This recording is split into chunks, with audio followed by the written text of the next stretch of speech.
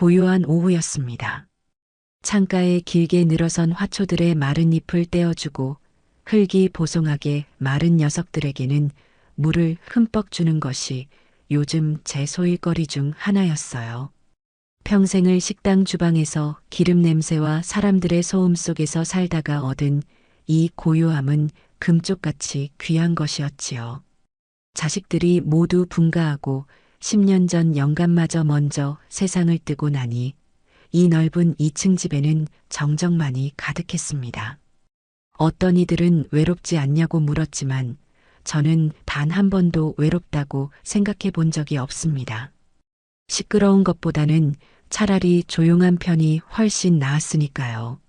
스스로의 힘으로 일군 이 집과 작은 상가 건물, 그리고 누구에게도 아쉬운 소리 하지 않고 살 수 있을 만큼의 노후 자금.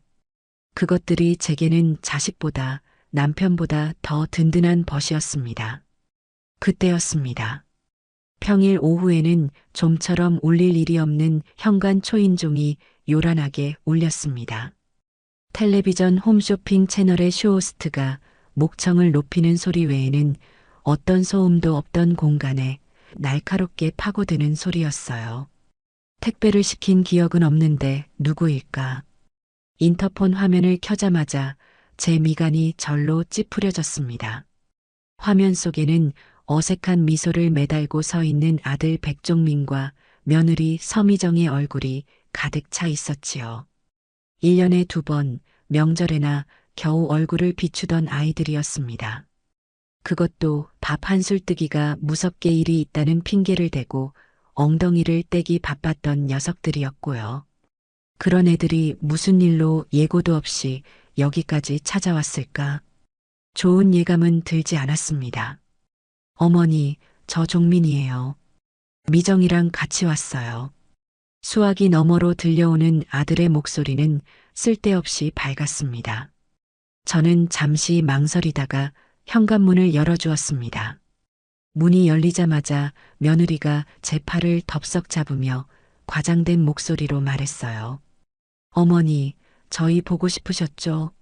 마침 근처에 볼 일이 있어서 어머니 생각나서 들렀어요.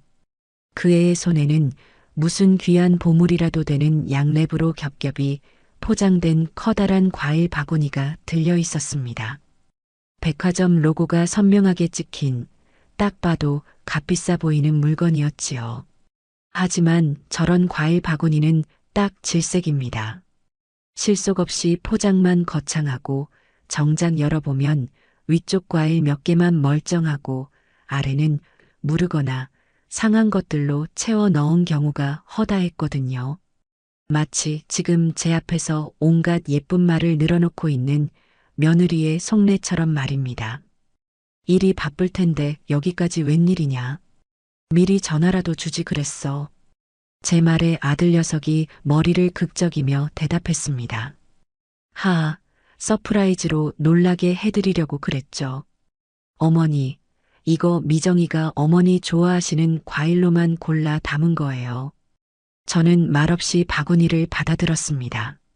묵직한 무게가 팔에 전해졌지만 그 무게만큼 마음이 무거워지는 기분이었습니다. 며느리는 제 눈치를 살피며 신발을 벗고 안으로 쏙 들어왔습니다. 집안을 한번 쓱 둘러보더니 어머니, 집이 여전히 좋네요. 이렇게 넓은 집에서 혼자 계시면 심심하지 않으세요? 라며 뜬구름 잡는 소리를 합니다.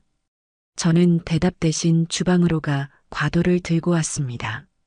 그리고는 과일 바구니를 거실 테이블 위에 놓고 가장 위에 있던 탐스러운 애플망고를 꺼내 잘라 접시에 담아 내밀었어요. 왔으니 뭐라도 먹고 가거라. 말만 번지르르하게 하지 말고. 제 말뜻을 알아들었는지 며느리의 얼굴이 순간 굳어지는 것이 보였습니다. 아들 녀석은 어색한 분위기를 무마하려는 듯 허허 웃으며 망고 조각을 입에 넣었습니다. 역시 어머니가 잘라주시니까 더 맛있네요. 한참이나 의미 없는 안부 인사가 오갔습니다. 며느리가 다니는 직장의 상사가 얼마나 별난 사람인지 아들 회사의 실적이 어떤지 따위의 제게는 아무래도 좋은 이야기들이었지요. 저는 잠자코 그들의 만담을 들어주며 녀석들이 본론을 꺼내기만을 기다렸습니다. 저 비싼 과일 바구니는 분명 목적이 있는 뇌물일 테고 저 살가운 미소는 그 목적을 달성하기 위한 연마일 테니까요. 제 평생의 경험이 그렇게 말해주고 있었습니다. 예상대로였습니다.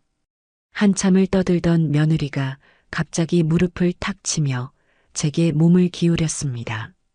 어머니, 사실 저희가 오늘 온 건 다름이 아니고요. 어머니께 아주 좋은 제안을 하나 드리려고 왔어요. 드디어 올 것이 왔구나 싶었습니다. 저는 찻잔을 들어 올리며 아무것도 모른다는 표정으로 물었습니다. 좋은 제안? 그게 뭔데? 저희 올여름에 다 같이 휴가 가는 거 어떠세요? 정말 끝내주는 곳으로요. 며느리는 신이 나서 휴대폰을 꺼내 들고 사진 몇 장을 보여주었습니다. 푸른 바다가 한눈에 들어오는 통유리창, 보기만 해도 시원해지는 널찍한 개인 수영장, 고급스러운 가구들로 채워진 가림 같은 거실. 누가 봐도 하루 숙박비가 웬만한 직장인 월급은 될 법한 최고급 풀빌라 리조트 사진이었습니다. 어때요, 어머니? 정말 좋죠? 요즘 이런 데가 유행이래요. 저희가 예약하려고 알아봤는데 마침 딱 한 자리가 남았다는 거예요. 저는 잠자코 사진을 넘겨보았습니다. 이런 곳이 있다는 건 알았지만 제 돈 주고 가볼 생각은 한 번도 해본 적 없는 곳이었지요. 저런 데서 하룻밤 자는 돈이면 시장 상인들에게 뜨끈한 국밥 수십 그릇은 사주고도 남을 돈이었습니다. 좋아 보이기는 하는구나. 그런데 갑자기 웬 휴가 타령이야. 그것도 이렇게 비싸 보이는 곳으로. 제 질문에 며느리는 기다렸다는 듯이 말을 이었습니다. 어머니, 평생 저희 키우시느라 고생만 하셨잖아요. 제대로 된 휴가 한번 못 가보시고. 그래서 저희 아버님, 어머님, 그러니까 제 친정 부모님도 모시고 다 같이 가서 즐겁게 놀다 오면 얼마나 좋을까 싶어서요. 사돈네까지? 이제야 그림이 맞춰지는 기분이었습니다. 저 혼자라면 어떻게든 구슬려 넘어오게 할 자신이 없으니 사돈네까지 끌어들여 수적 우세를 확보하겠다는 심산이겠지요. 아들 녀석은 옆에서 그저 고개만 끄덕이며 며느리의 말을 거들 뿐이었습니다. 그래, 엄마. 미정이 말이 맞아. 엄마도 이제 좀 쉬셔야지. 맨날 집에만 계시지 말고. 그래서 이 비싼 곳을 너희 돈으로 가겠다고? 제가 핵심을 찌르자 두 사람의 얼굴에 당황한 기색이 스쳐 지나갔습니다. 아들이 우물쭈물하며 말끝을 흐렸어요. 그게 저희가 요즘 지출이 좀 많아서 그래도 어떻게든 해보려고요. 어머니만 좋다고 하시면. 그 어떻게든이라는 말의 의미를 제가 모를 리 없었습니다. 결국 돈은 제가 내라는 소리를 참 길고도 구차하게 돌려서 하고 있는 것이었지요. 사돈네 식구들까지 전부 데리고 가는 여행의 경비를 전부 제게 떠넘길 속셈인 겁니다. 평소 같았으면 너희 형편에 맞게 다녀오너라 하고 잘라 말했겠지만 오늘은 그러고 싶지 않았습니다. 저들의 속내가 어디까지인지 그 뻔뻔함의 끝이 어디인지 제 눈으로 똑똑히 확인하고 싶어졌어요. 이것이 어쩌면 제가 이 녀석들에게 주는 마지막 기회일지도 모른다는 생각이 들었습니다. 저는 일부러 얼굴에 한바구음을 지어 보였습니다. 외로운 노인네가 자식들의 효도 제안에 감격한 것처럼 보이도록 최대한 연기를 했어요. 어머나 세상에. 너희가 그런 기특한 생각을 다 했어? 아이고, 내가 정말 자식 하나는 잘 뒀네. 제 반응에 아들과 며느리는 눈을 동그랗게 떴습니다. 이렇게 쉽게 넘어올 줄은 몰랐다는 표정이었지요. 며느리가 조심스럽게 물었습니다. 어머니, 그럼 가시는 거예요? 가다마다. 가야지. 이렇게 좋은 곳을 너희가 가자고 하는데 내가 마다하면 쓰나. 사돈들도 모시고 간다니 더 좋지. 이럴 때 아니면 우리가 언제 다 같이 얼굴 보고 밥 한 번 먹겠어. 저는 자리에서 일어나 장롱으로 가 통장을 꺼내오는 신용까지 했습니다. 그래, 여행 경비는 걱정하지 말아라. 이 애미가 전부 다 시원하게 쏠게. 너희는 가서 재미있게 놀 생각만 해. 알았지? 제 입에서 전부라는 말이 떨어지자 아들 내외의 얼굴에 숨길 수 없는 희색이 만연했습니다. 특히 며느리의 입꼬리는 귀에 걸릴 듯 했습니다. 그 아이는 흥분을 감추지 못하고 제게 와서 와락 안기기까지 했어요. 어머니, 정말이세요? 역시 어머니밖에 없어요. 최고예요. 가증스러운 연기였습니다. 제 등 뒤에 대고 아들 녀석과 눈빛을 교환하며 쾌재를 부르고 있을 모습이 눈에 선했습니다. 저는 그런 며느리의 등을 토닥여주며 속으로 생각했습니다. 그래, 실컷 웃어더라. 너희가 지금껏 나를 어떻게 생각하고 있었는지, 앞으로 나를 어떻게 대할 것인지, 그 여행지에서 내가 똑똑히 두 눈으로 보고 두 귀로 듣고 판단할 것이다. 이번 여행은 너희에게는 공짜 효도 관광일지 몰라도 나에게는 너희와의 인연을 계속 이어갈지 아니면 완전히 끊어낼지를 결정하는 마지막 시험대가 될 것이다. 저는 그렇게 제 손으로 직접 판을 깔아주기로 마음먹었습니다. 녀석들이 그 판 위에서 얼마나 신나게 춤을 추는지 그 끝은 과연 어디일지 똑똑히 지켜볼 참입니다. 며칠 뒤 아들 녀석이 운전하는 차는 서울을 벗어나자 눈에 띄게 부드러워졌습니다. 딱딱한 아스팔트와 회색 빌딩 숲을 지나 창밖으로 푸른 농과 야트막한 산들이 그림처럼 펼쳐지기 시작했어요. 조수석에 앉은 며느리는 뭐가 그리 신이 나는지 연신 휴대폰 카메라를 켜고 풍경을 찍어대며 제잘거렸습니다. 제 옆자리에 쌓인 제가 새벽부터 일어나 싼 반찬통들과 온갖 식재료가 담긴 아이스박스는 안중에도 없는 모양이었지요. 어머니, 공기부터 다르죠? 캬, 이래서 사람들이 돈 많이 벌어서 해외로 나가나 봐요. 며느리가 창문을 활짝 열며 말했습니다. 시원한 바람이 차 안으로 훅 들어와 머리카락을 흩날렸습니다. 저는 그 바람 속에서 흙냄새와 풀냄새를 맡으며 조용히 눈을 감았습니다. 이 여행의 시작은 불쾌하고 의심스러웠지만 이왕 길을 나선 것, 저들의 추악한 속내를 확인하는 것과는 별개로 이 자연만큼은 잠시 즐겨도 괜찮지 않겠나 싶었어요. 하지만 그런 평화로운 생각은 목적지에 도착하자마자 산산조각이 나고 말았습니다.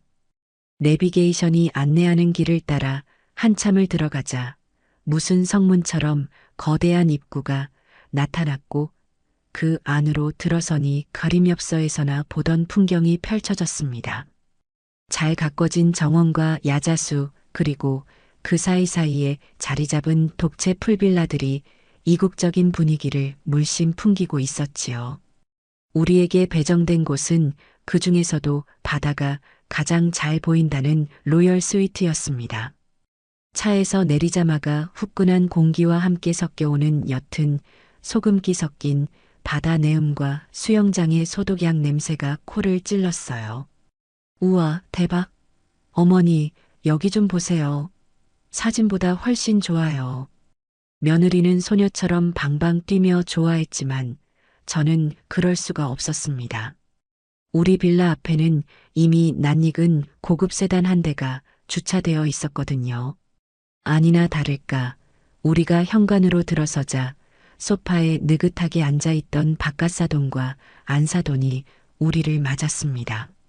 특히 안사돈은 마치 제 집인 양 편안한 자세로 다리를 꼬고 앉아 잡지를 넘기고 있다가 우리를 보고서야 느릿하게 일어났어요.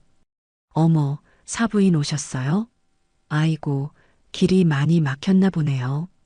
저희는 한참 전에 도착해서 기다리고 있었어요.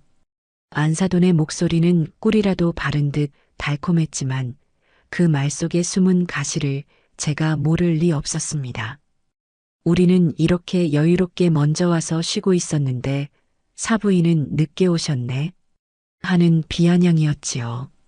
바깥 사돈은 사람 좋은 웃음을 허허 흘리며 제게 다가왔습니다. 아이고 사부인, 먼 길 오시느라 고생 많으셨습니다. 다 사부인 덕분에 저희가 이런 천국 같은 곳에 다 와봅니다. 하하. 그는 제 손이라도 잡을 듯이 다가왔지만 저는 제 양손에 들려있던 짐 가방을 슬쩍 들어보이며 그와의 접촉을 피했습니다.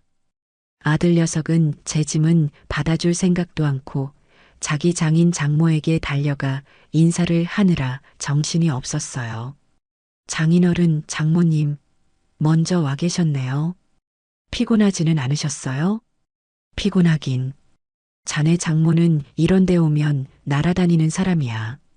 그나저나 우리 사위, 사부인 모시고 오느라 고생 많았네. 바깥 사돈은 아들의 어깨를 툭툭 치며 격려했습니다. 그 모습이 참으로 기가 막혔습니다. 운전은 아들이 했지만 여행 경비는 제가 댔고 먹을 음식은 제가 다 준비해 왔는데 정작 고생했다는 칭찬은 아들 녀석이 듣고 있는 꼴이라니. 며느리는 제게서 과일 바구니를 냉큼 받아 사돈 부부에게 달려갔습니다. 엄마, 아빠, 이것 좀 봐. 어머님이 글쎄 이런 귀한 걸 다 싸오셨다니까? 겉으로는 저를 칭찬하는 듯한 말이었습니다. 하지만 며느리는 그 말을 제게는 들리지 않을 만큼 작은 목소리로 자기 어머니인 안사돈에게 덧붙였습니다. 내가 오시게 하려고 얼마나 공을 들였는데 이 정도는 해주셔야지. 안 그래? 그 말을 들은 안사돈은 우리 딸 여우 다 됐네 하는 표정으로 며느리를 보며 눈을 찡긋했습니다.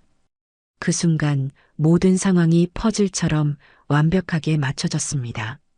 저들의 저 대화, 저 눈짓, 과일을 쌓은 제 수고와 노력은 당연히 받아야 할 비용일 뿐이고 그 과일을 얻어낸 모든 공은 오직 며느리, 자기 자신에게 있다는 뜻이었습니다. 저는 그 집에 음식을 바리바리 싸들고 온 식모가 아니라 그들이 설계한 판 위에서 착취당하는 물주에 불과했습니다. 사부인, 짐은 이쪽에 푸세요. 저희가 방을 좀 나눴는데 사부인은 이쪽 방 쓰시면 될 것 같아요. 안사돈이 손가락으로 가리킨 곳은 복도 가장 끝에 있는 다른 방들보다 크기가 작아 보이는 방이었습니다. 힐끗 보니 바다가 정면으로 보이는 가장 좋은 방은 이미 사돈 부부가 차지했고 그 다음으로 좋은 방은 아들 내외가 쓰는 모양이었습니다. 휴가를 주최하고 비용을 전액 부담한 사람은 가장 작고 전망도 좋지 않은 방을 배정받은 셈이었지요. 저는 아무 말 없이 고개를 끄덕이고 방으로 들어갔습니다. 이런 사소한 것 하나하나에 기분 상하고 싶지 않았어요. 제 목표는 따로 있었으니까요. 그들의 본성을 확인하는 것. 이런 행동들은 그 본성을 향해 다가가는 작은 발걸음에 불과했습니다. 짐을 대충 풀어놓고 거실로 나오자 며느리가 냉장고 문을 열어보더니 제게 말했습니다. 어머니, 냉장고가 텅 비었네요.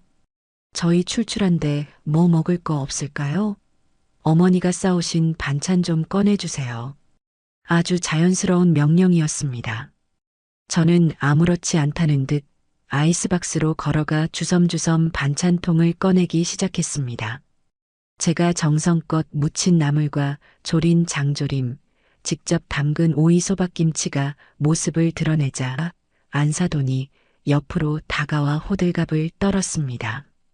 어머나 세상에, 사부인은 정말 음식 솜씨가 좋으세요. 이걸 언제 다 하셨대. 나는 이런 거 하려면 허리가 끊어질 것 같던데. 그러면서도 손 하나 까딱할 생각은 하지 않았습니다. 그저 구경만 할 뿐이었지요. 저는 묵묵히 접시에 반찬을 옮겨 담고 밥솥에 쌀을 안쳤습니다. 아들 녀석과 바깥 사돈은 소파에 앉아 텔레비전 채널을 돌리며 스포츠 중계를 보고 있었고 며느리와 안사도는 거실 테이블에 앉아 손톱을 매만지며 자기들끼리 수다를 떨고 있었습니다. 이 넓고 화려한 공간 속에서 오직 저만이 분주하게 움직이고 있었습니다. 도착한 지 1시간도 채 되지 않아 저는 완벽하게 이 집안의 하녀 역할을 부여받은 것이었습니다. 잠시 후 밥이 다 되었다는 알림음이 울렸습니다. 저는 잘 차려진 식탁을 보며 사람들을 불렀습니다. 식사들 하세요. 다 차렸습니다. 그제야 모두가 기다렸다는 듯이 식탁으로 몰려들었습니다. 바깥 사도는 제육볶음 한 점을 입에 넣더니 눈을 동그랗게 뜨며 감탄했습니다. 이야, 이 맛이야. 사부인, 식당은 왜 그만두셨어요? 계속하셨으면 아마 전국에서 손님들이 몰려왔을 텐데. 우리 사위는 정말 복받았네. 이렇게 음식 잘하는 어머님을 둬서 말이야. 입에 발린 칭찬이었습니다. 아들 녀석은 그저 맛있다는 말 한마디만 할 뿐, 제 노고를 알아주는 말은 한마디도 하지 않았습니다. 며느리는 밥은 먹는 둥 마는 둥 하며 휴대폰만 들여다보고 있었고요. 그들의 태도는 명확했습니다. 당신은 음식을 하는 사람, 우리는 그것을 먹는 사람. 식사 시간 내내 그 누구도 제게 물 한 잔 떠다 주지 않았습니다. 오히려 어머니, 김치 좀 더 주세요. 국이 식었는데 데워주세요 같은 요구만 이어질 뿐이었지요. 식사가 끝나고 설거지는 당연히 제 몫이 되었습니다. 모두가 과일을 먹으며 담소를 나누는 동안 저는 홀로 주방에 서서 산더미처럼 쌓인 그릇을 닦았습니다. 아들 녀석이 잠시 제 옆으로 다가와 묻더군요. 엄마, 내가 도와줄까? 됐다. 남자가 이런 거 하는 거 아니야. 가서 장인어른이랑 이야기나 더 나눠. 저는 일부러 퉁명스럽게 말했습니다. 제 진심을 시험해보고 싶었어요. 정말로 저를 돕고 싶었다면 제 말에 상관없이 고무장갑을 빼앗아 들었어야 합니다. 하지만 아들은 제 말이 끝나자마자 그럼 부탁 좀 할게. 엄마라며 기다렸다는 듯이 등을 돌려 거실로 가버렸습니다. 그 뒷모습을 보며 저는 마지막 남았던 일말의 기대마저 접었습니다. 아들은 이미 오래전에 제 아들이기를 포기하고 저 집안의 사위이자 남편으로 완벽하게 편입된 것이었습니다. 그날 저녁 거실에서는 술판이 벌어졌습니다. 바깥 사돈이 가져온 비싼 양주가 등장했고 분위기는 한껏 달아올랐습니다. 저는 술을 마시지 않는다는 핑계로 주방에서 과일이나 깎으며 그들의 대화를 지켜보았습니다. 술이 몇 잔 들어가자 바깥 사돈이 드디어 본색을 드러내기 시작했습니다. 그는 술잔을 채워 아들에게 건네며 은근슬쩍 제 이야기를 꺼냈어요. 우리 백서방, 자네는 정말 장가 하나는 잘 왔어. 우리 미정이가 좀 까칠해 보여도 속은 깊은 아이야. 안 그런가요, 사부인?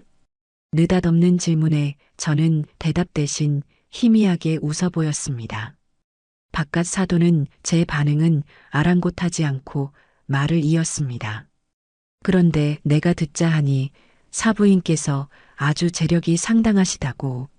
식당 하셔서 모은 돈도 많으시고 상가 건물도 하나 가지고 계시다고 들었네.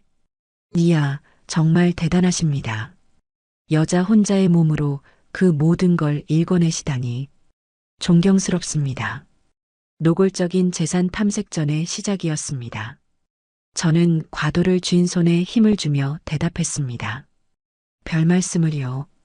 그저 평생 허리띠 졸라매고 악착같이 산 것뿐입니다. 먹고 살 만큼은 있습니다. 에이, 겸손하시기는.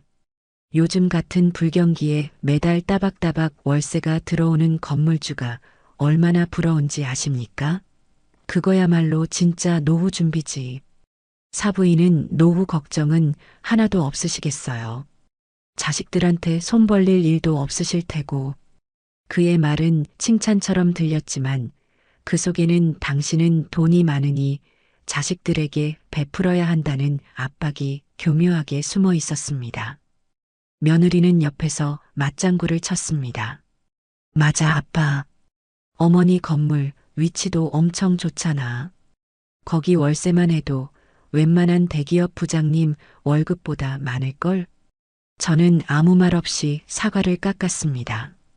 그래서 그 돈을 너희가 탐내고 있다. 이 말이 하고 싶은 것이냐? 목구멍까지 차오르는 말을 애써 삼켰습니다. 지금은 때가 아니었습니다. 더 확실한 증거와 명분이 필요했어요. 아들 녀석은 술에 취해 얼굴이 벌개진 채로 그저 해실해실 웃고만 있었습니다.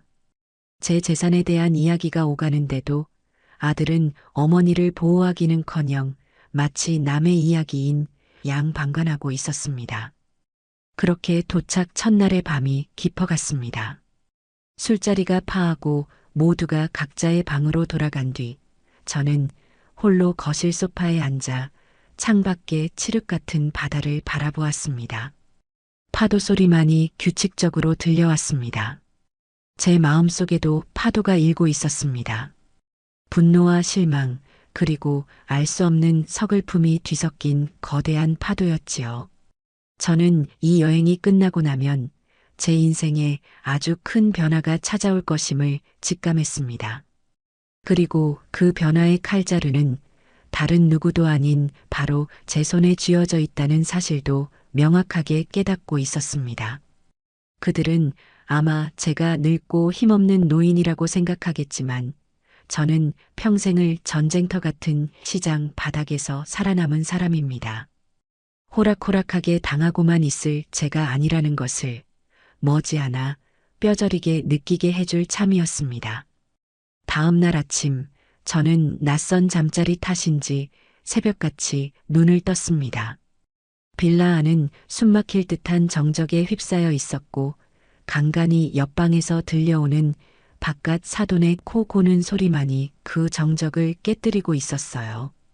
어젯밤의 술기운이 채 가시지 않은 듯 모두가 깊은 잠에 빠져 있는 모양이었습니다. 저는 조용히 침대에서 일어나 밖으로 나왔습니다. 거실은 어젯밤에 술판이 벌어졌던 흔적이 고스란히 남아 있었습니다. 술병과 안주 접시, 과일 껍질들이 테이블 위에 어지럽게 널려 있었고 공기는 퀴퀴한 술 냄새로 가득했습니다. 저는 잠시 망설이다가 주방으로 향했습니다. 싱크대에는 어젯밤 미처 다 처리하지 못한 그릇들이 산처럼 쌓여 있었습니다. 기름때가 묻은 접시와 양념이 말라붙은 그릇들을 보니 한숨이 절로 나왔어요. 하지만 어쩌겠습니까? 누군가는 해야 할 일이었고 이 집안에서 그 누군가는 언제나 저였으니까요. 저는 익숙하게 고무장갑을 끼고 뜨거운 물을 틀었습니다. 그릇들이 서로 부딪히는 소리가 나지 않도록 조심조심 설거지를 시작했습니다. 한참 동안 허리를 숙이고 설거지를 하고 있는데 등 뒤에서 인기척이 느껴졌습니다. 돌아보니 잠이 덜 깬 얼굴을 한 며느리가 서 있었어요. 어머니, 벌써 일어나셨어요? 아이고, 설거지는 왜 하고 계세요? 제가 하려고 했는데 참으로 듣기 좋은 빈말이었습니다. 정말로 할 생각이었다면 잠이 덜 깬 얼굴로 나타나지는 않았겠지요. 저는 아무 말 없이 그릇을 헹구었습니다. 며느리는 제 옆에 서서 안절부절 못하는 척 연기를 하다가 이내 제게서 등을 돌려 냉장고로 향했습니다. 어머니, 목마른데 마실 것 좀 없을까요? 저는 며느리를 쳐다보지도 않고 대답했습니다. 거기 냉장고 두 번째 칸에 보면 내가 매실청 담가온 거 있다. 물에 타서 마셔라. 네, 어머니. 며느리는 신이 나서 매실청을 꺼내 컵에 따랐습니다. 그리고는 단 한순간의 망설임도 없이 설거지하는 제 모습은 까맣게 잊은 채 거실 소파에 앉아 휴대폰을 들여다보기 시작했습니다. 잠시 후 안사돈도 부스스한 얼굴로 방에서 나왔습니다. 그녀 역시 싱크대 앞에 서 있는 저를 보고는 며느리와 똑같은 말을 했어요. 어머나 사부인, 동트기도 전부터 이게 무슨 고생이세요. 저희가 하려고 했는데 한 발 늦었네요. 호호. 그녀는 제게 미안한 기색 하나 없이 자연스럽게 며느리 옆에 가서 앉았습니다. 두 사람은 어젯밤에 못다한 수다를 다시 시작하는 모양이었습니다. 잠시 후 아들 녀석과 바깥 사돈도 거실로 나왔습니다. 그 누구도 제게 고생하신다거나 도와드리겠다는 말을 하지 않았습니다. 마치 이 집의 모든 가사노동은 제 담당이라는 것이 너무나도 당연한 규칙이라도 되는 것처럼 행동했어요. 설거지를 끝내고 나니 온몸이 땀으로 흠뻑 젖어 있었습니다. 저는 잠시 허리를 펴고 숨을 고르다가 다시 아침 식사를 준비하기 시작했습니다. 어젯밤 마신 술 때문에 다들 속이 좋지 않을 것 같아 시원한 황태 해장국을 끓이기로 마음먹었지요. 제가 북어를 찢고 물을 나박하게 썰고 있는 동안 거실에서는 웃음소리가 끊이지 않았습니다. 텔레비전 예능 프로그램을 보며 자기들끼리 아주 즐거운 시간을 보내고 있었어요. 저는 그 웃음소리를 배경음악 삼아 묵묵히 제 할 일을 했습니다. 분노가 치밀어 올랐지만 애써 감정을 억눌렀습니다. 지금 화를 내는 것은 어리석은 일이었습니다. 저는 그들의 모든 행동을 빠짐없이 기억하고 기록해둘 참이었습니다.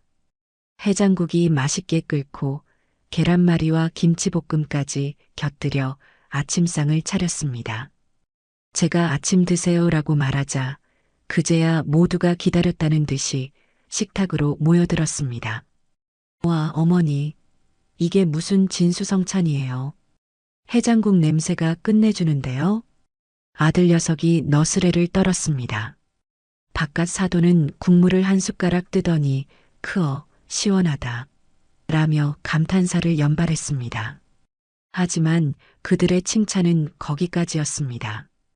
밥을 먹는 내내 이 음식을 누가 어떤 노력을 들여 만들었는지에 대한 고마움은 전혀 찾아볼 수 없었어요. 그저 당연하게 음식을 즐기고 평가할 뿐이었습니다. 식사가 끝난 뒤 며느리가 갑자기 좋은 생각이 떠올랐다는 듯이 손뼉을 쳤습니다. 여러분, 우리 오늘 뭐 할지 정했어요? 안사돈이 글쎄, 날도 더운데 어디 나가기도 귀찮고라며 말끝을 흐리자 며느리가 신이 나서 말했습니다. 제가 찾아봤는데 여기서 차로 15분만 가면 수상스키랑 바나나보트 같은 거 탈 수 있는 곳이 있대요. 우리 그거 타러 가요. 젊은 사람들끼리. 젊은 사람들끼리라는 말에 제 심장이 쿵 하고 내려앉는 기분이었습니다. 명백히 저를 배제하는 말이었습니다. 아들 녀석은 잠시 제 눈치를 보는가 싶더니 이내 며느리의 말에 동조했습니다. 오, 그거 좋은 생각이다. 재미있겠는데? 아버님도 같이 가시죠? 바깥 사돈은 나야 좋지. 나 아직 안 죽었다. 라며 흔쾌히 동의했습니다. 안사돈은 나는 물에 빠지는 건 싫은데 구경이나 해야겠다라며 따라 나설 채비를 했습니다. 순식간에 네 사람의 계획이 정해졌습니다. 그 과정에서 그 누구도 제 의사를 묻지 않았습니다. 며느리는 모든 것이 결정된 후에야 제게 선심 쓰듯 말했어요. 어머니는 피곤하시니까 숙소에서 푹 쉬고 계세요. 저희 금방 놀다 올게요. 점심은 대충 사 먹고 올 테니 어머니 식사만 챙겨 드세요. 그것은 배려가 아니었습니다. 명백한 소외였지요. 늙고 거추장스러운 짐은 숙소에 남겨두고 자기들끼리 즐거운 시간을 보내고 오겠다는 선언이었습니다. 저는 아무렇지 않은 척 대답했습니다. 그래, 나는 물놀이 같은 거 별로 좋아하지도 않는다. 너희끼리 재미있게 놀다 오너라. 제 대답에 며느리는 안심한 듯 환하게 웃었습니다. 네 사람은 신이 나서 방으로 들어가 수영복으로 갈아입고 선크림을 바르며 외출 준비를 했습니다. 그들의 들뜬 목소리와 웃음소리가 빌라 전체에 울려 퍼졌습니다. 잠시 후 그들은 제게 손을 흔들며 밖으로 나갔습니다. 어머니, 다녀올게요. 그래, 조심히 다녀와라. 현관문이 닫히고 빌라 안에는 다시 완벽한 정적이 찾아왔습니다. 저는 잠시 동안 소파에 멍하니 앉아 있었습니다. 텅 빈 공간에 홀로 남겨졌다는 사실이 실감나지 않았어요. 그때 제 휴대폰으로 문자 메시지 알림이 울렸습니다. 확인해 보니 카드 결제 알림 문자였습니다. 수상 레저 15만 원. 저는 헛웃음을 터뜨렸습니다. 그들은 자기들끼리 놀러 가면서 그 비용마저 제가 준 카드로 결제한 것이었습니다. 저는 휴대폰을 소파에 던져두고 자리에서 일어났습니다. 그리고는 그들이 어질러 놓고 간 거실을 치우고 벗어놓은 잠옷과 수건들을 끌어모아 세탁기에 넣었습니다. 두 집안의 식모가 된 기분이었습니다. 아니, 식모는 돈이라도 받지요. 저는 제 돈을 써가며 이들의 뒤치다꺼리를 하고 있는 셈이었습니다. 한참 동안 집안일을 하고 나니 시간이 훌쩍 지나 있었습니다. 저는 허기진 배를 채우기 위해 아침에 먹다 남은 해장국을 데워 혼자 밥을 먹었습니다. 넓은 식탁에 홀로 앉아 밥을 먹고 있으니 온갖 생각이 다 들었습니다. 내가 평생을 바쳐 키운 아들은 이제 내 편이 아니었고 며느리는 나를 제 돈줄로만 생각하고 있었습니다. 사돈댁은 딸과 합심하여 제 재산을 어떻게든 빼앗아 가려고 혈안이 되어 있었지요. 참으로 비참하고 서글픈 현실이었습니다. 바로 그때였습니다. 테라스 쪽에서 안사돈이 누군가와 통화하는 목소리가 들려왔습니다. 그녀는 제가 집안에 있다는 사실을 잊었거나 혹은 신경 쓰지 않는 모양이었습니다.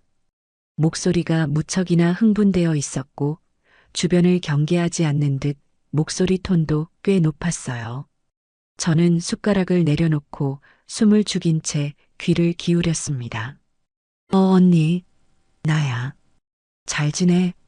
응, 나는 지금 가족들이랑 휴가 와 있어. 아주 죽여주는 곳이야. 잠시 상대방의 말을 듣는 듯 하더니 안사돈의 목소리가 한층 더 낮고 은밀해졌습니다. 그럼 당연히 안사돈 돈이지.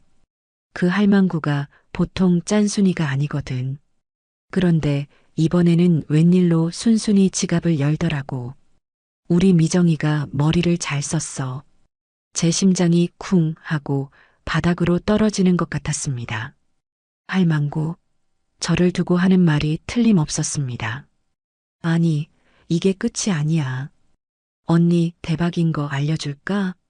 지금 우리 남편 사업에 투자건 하나 물게 생겼거든. 이번에 사부인 건물만 팔게 하면 우리 빚 다 갚고도 남아. 지금 거의 다 넘어왔어. 아들놈도 완전히 우리 편이고 할망구도 자식 이기는 부모 없다고 결국엔 들어주게 될 거야. 이번 휴가 끝나고 나면 우리도 이제 팔자 피는 거지. 안사돈은 흥분을 감추지 못하고 낄낄거리며 웃었습니다. 그 웃음소리가 제 귀에는 악마의 소리처럼 들렸습니다. 온몸의 피가 차갑게 식는 기분이었습니다. 이 여행은 단순한 휴가가 아니었습니다. 제 재산을 노리고 치밀하게 계획된 거대한 사기극의 일부였던 겁니다. 그들은 저를 효도 관광이라는 명목으로 이곳에 데려와 기분을 띄워준 뒤 자연스럽게 투자를 유도하고 건물을 팔도록 종용할 계획이었던 것이지요. 모든 퍼즐 조각이 완벽하게 맞춰졌습니다. 저는 조용히 자리에서 일어났습니다. 그리고는 소리 없이 제 방으로 들어갔습니다. 손이 부들부들 떨렸지만 정신을 바짝 차려야 했습니다. 더 이상 감상에 젖어 있을 시간이 없었어요. 저는 곧장 휴대폰을 들어 오랫동안 알고 지낸 변호사에게 문자를 보냈습니다. 변호사님, 저 김숙자입니다. 급히 상담할 일이 생겼습니다. 상속 및 증여 관련해서 자식에게 재산을 한 푼도 물려주지 않을 수 있는 법적인 방법이 있는지 궁금합니다. 그리고 제 명의의 건물을 제 허락 없이는 그 누구도 처분할 수 없도록 안전하게 묶어둘 수 있는 방법도요. 가장 빠르고 확실한 방법으로 알아봐 주십시오. 문자를 보내고 나니 떨리던 손이 거짓말처럼 멈췄습니다. 마음속을 가득 채웠던 분노와 서글픔 대신 차가운 결의가 그 자리를 대신했습니다. 그래, 너희는 너희의 계획대로 움직여라. 나 역시 나의 계획대로 움직일 테니 이 게임의 끝에서 누가 웃게 될지는 아직 아무도 모르는 일이다. 저는 창밖으로 펼쳐진 푸른 바다를 바라보며 조용히 칼을 갈기 시작했습니다. 그들이 신나게 수상 스키를 타며 미래의 불을 꿈꾸고 있는 동안 저는 그들의 꿈을 산산조각 낼 준비를 차근차근 시작하고 있었습니다. 해가 뉘엿뉘엿 서쪽으로 기울어갈 무렵 밖에서 신나게 놀다 온 네 사람이 빌라로 돌아왔습니다. 그들의 얼굴은 햇볕에 발갛게 익어 있었고 온몸에서는 피곤함과 동시에 만족감이 뚝뚝 묻어났습니다. 며느리는 저를 보자마자 다가와 제잘거리기 시작했어요. 어머니, 저희 왔어요. 와, 정말 너무 재미있었어요. 어머니도 같이 가셨으면 좋았을 텐데. 제가 바나나 보트 타다가 물에 빠졌는데 어찌나 웃기던지. 그녀는 제게 아무런 악의가 없다는 듯 순진한 아이처럼 웃어 보였습니다. 하지만 저는 이미 그 웃음 뒤에 숨겨진 시커먼 속내를 알고 있었습니다. 저는 아무렇지 않다는 표정으로 그래, 재미있었다니 다행이구나. 얼른들 씻어라. 저녁 준비해야지라고 말했습니다. 제 말에 네 사람은 기다렸다는 듯이 각자의 욕실로 흩어졌습니다. 저는 그들이 샤워를 하는 동안 저녁에 있을 바비큐 파티를 준비하기 시작했습니다. 리조트 측에 미리 주문해둔 최상급 한우와 신선한 해산물이 배달되어 왔습니다. 저는 그것들을 손질하고 함께 곁들일 채소를 씻고 직접 만든 특제 양념장을 준비했습니다. 제가 분주하게 움직이는 동안 샤워를 마친 그들은 하나둘씩 뽀송뽀송한 얼굴로 나타나 테라스에 있는 바비큐 그릴 주변으로 모여들었습니다. 아들 녀석과 바깥 사돈은 그릴에 숯을 피우며 자기들끼리 즐겁게 이야기를 나누었고 며느리와 안사돈은 예쁜 유리잔에 와인을 따라 마시며 그 모습을 구경하고 있었습니다. 역시나 준비는 온전히 제 몫이었고 그들은 파티를 즐기기만 하면 되는 손님들이었습니다. 모든 준비가 끝나고 숯불 위에 고기가 올라가자 지글지글 맛있는 소리와 함께 고소한 냄새가 퍼져나갔습니다. 분위기는 최고조에 달했습니다. 바깥 사돈은 와인잔을 높이 들고 건배를 제의했어요. 자, 우리 가족의 행복과 건강, 그리고 오늘 이 자리를 마련해 주신 우리 사부인을 위하여. 건배. 모두가 잔을 부딪혔습니다. 저는 술을 마시지 않았기에 물잔을 들었습니다. 그들의 얼굴에는 행복한 미소가 가득했습니다. 하지만 저는 알고 있었지요.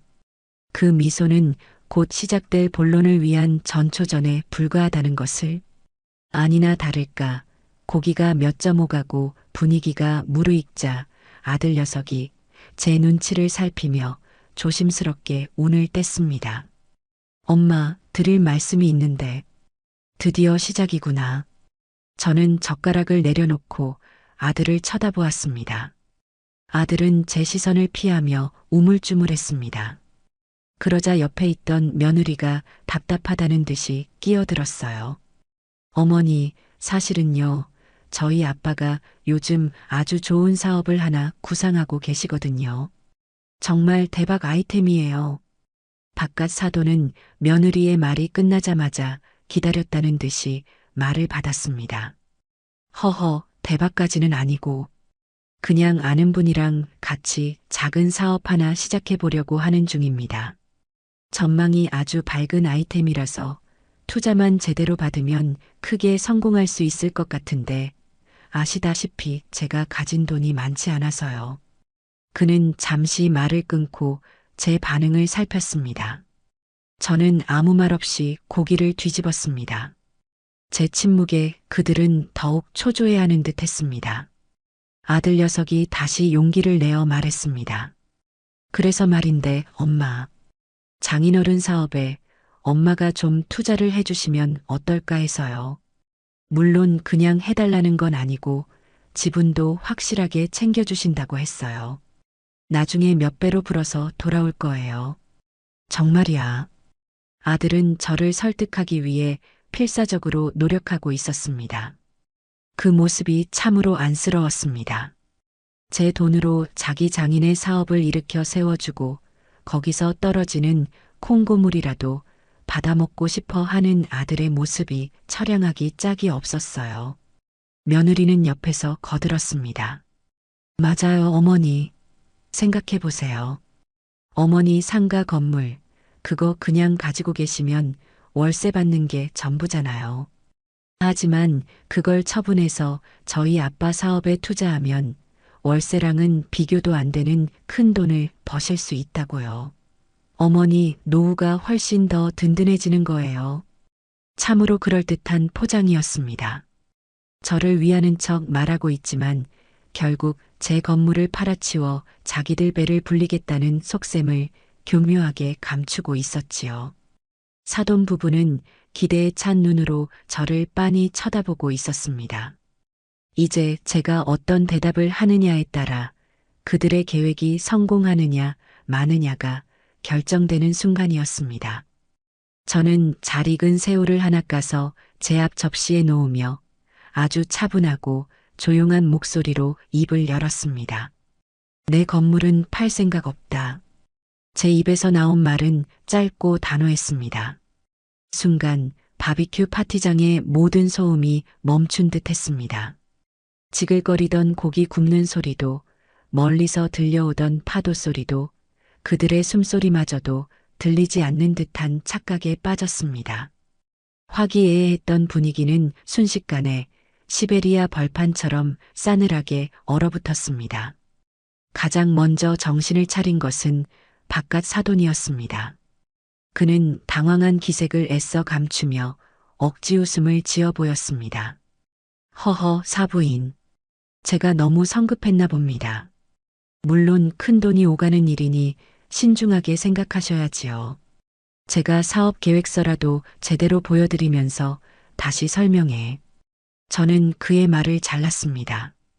그리고 내가 알아보지도 않은 사업에 내 피 같은 돈을 투자할 마음은 눈꼽만큼도 없어. 제 두 번째 말은 더욱 날카로운 비수가 되어 그들의 심장에 꽂혔습니다. 아들 내외와 사돈 부부의 얼굴에서 가식적인 미소가 완전히 사라졌습니다. 그 자리에는 당혹감과 실망감, 그리고 이내 분노가 차오르기 시작했습니다. 침묵을 깬 것은 며느리였습니다. 그녀는 더 이상 착한 며느리 연기를 할 필요가 없다고 판단했는지 본색을 드러내기 시작했습니다. 어머니, 지금 그게 무슨 말씀이세요? 저희가 어머니를 위해서 이렇게 좋은 기회를 만들어 드린 건데 어떻게 그렇게 단칼에 거절하실 수가 있으세요? 그녀의 목소리는 날카롭고 신경질적이었습니다. 저는 며느리를 쳐다보지도 않고 대답했습니다. 나를 위한 기회인지 너희를 위한 기회인지는 내가 더 잘 알 것 같구나. 제 말에 며느리가 자리에서 벌떡 일어났습니다. 그녀의 얼굴은 분노로 붉게 달아올라 있었어요. 어머니, 정말 너무하세요. 그깟 건물 하나 아들에게 물려주는 게 그렇게 아까우세요? 어차피 그거 나중에 다 저희 거예요. 조금 일찍 주신다고 생각하면 어디가 덧나나요? 드디어 속마음이 터져 나왔습니다. 어차피 다 저희 거라는 그 한마디에 그녀가 평소 저와 제 재산을 어떻게 생각하고 있었는지가 명백하게 드러났습니다. 저는 그 순간 더 이상 이들과의 관계를 유지할 필요가 없다는 확신을 가졌습니다. 제 마음속에서 마지막 남았던 미련의 끈이 툭 하고 끊어지는 소리가 들렸습니다. 안사도는 딸의 막말을 말리기는커녕 옆에서 부채질을 했습니다. 예, 미정아. 가만히 있어. 사부인께서 아직 상황 파악이 잘 안 되셔서 그러시는 걸 거야. 사부인, 이게 다 사부인 아들. 그러니까 종민이 잘 되라고 이러는 거 아닙니까? 자식이 잘 되는 게 부모로서 가장 큰 기쁨 아니겠어요? 저는 기가 막혀서 웃음이 나왔습니다. 제 아들의 미래를 위한다는 명목으로 제 재산을 빼앗아 자기들 빚을 갚고 배를 채우려는 그들의 탐욕이 역겨웠습니다. 저는 자리에서 일어났습니다. 더 이상 이들과 한 공간에 앉아 밥을 먹고 싶지 않았어요. 나는 배불러서 그만 들어가 쉬어야겠다. 너희들끼리 마저 즐기거라. 제가 등을 돌리자 뒤에서 며느리의 악에 바친 목소리가 들려왔습니다. 어머니, 지금 이 상황에서 잠이 오세요? 끝까지 이렇게 이기적으로 나오실 거예요? 정말 실망이에요. 저는 뒤돌아보지 않았습니다. 그들의 추악한 본심을 모두 확인한 이상, 더 이상 그들의 말에 상처받거나 흔들릴 이유가 없었습니다. 저는 빌라 안으로 들어와 곧장 제 방으로 향했습니다. 문을 닫고 침대에 앉자 밖에서 그들이 나누는 대화 소리가 희미하게 들려왔습니다. 저를 향한 원망과 비난이 섞인 험담들이었겠지요. 저는 더 이상 그들의 목소리에 귀 기울이지 않았습니다. 대신 아까 변호사에게서 온 답식 문자를 다시 한번 확인했습니다. 거기에는 제게 완전한 자유와 승리를 안겨줄 몇 가지 법적 절차들이 명확하게 적혀 있었습니다. 저는 휴대폰을 꽉 쥔 채 조용히 다짐했습니다. 이 여행이 끝나고 서울로 돌아가면 나는 너희와의 지긋지긋한 인연을 완벽하게 끊어낼 것이다. 너희가 그토록 탐내던 내 재산은 단 1원도 구경하지 못하게 될 것이며 너희는 오늘 밤에 이 오만하고 탐욕스러운 행동을 평생토록 후회하게 될 것이다. 폭풍전야의 고요함 속에서 저는 그렇게 저의 마지막 반격을 위한 모든 준비를 끝마치고 있었습니다. 바비큐 파티가 파국으로 끝난 뒤 빌라 안의 공기는 납덩이처럼 무겁게 가라앉아 있었습니다. 저는 방으로 들어와 문을 잠갔습니다.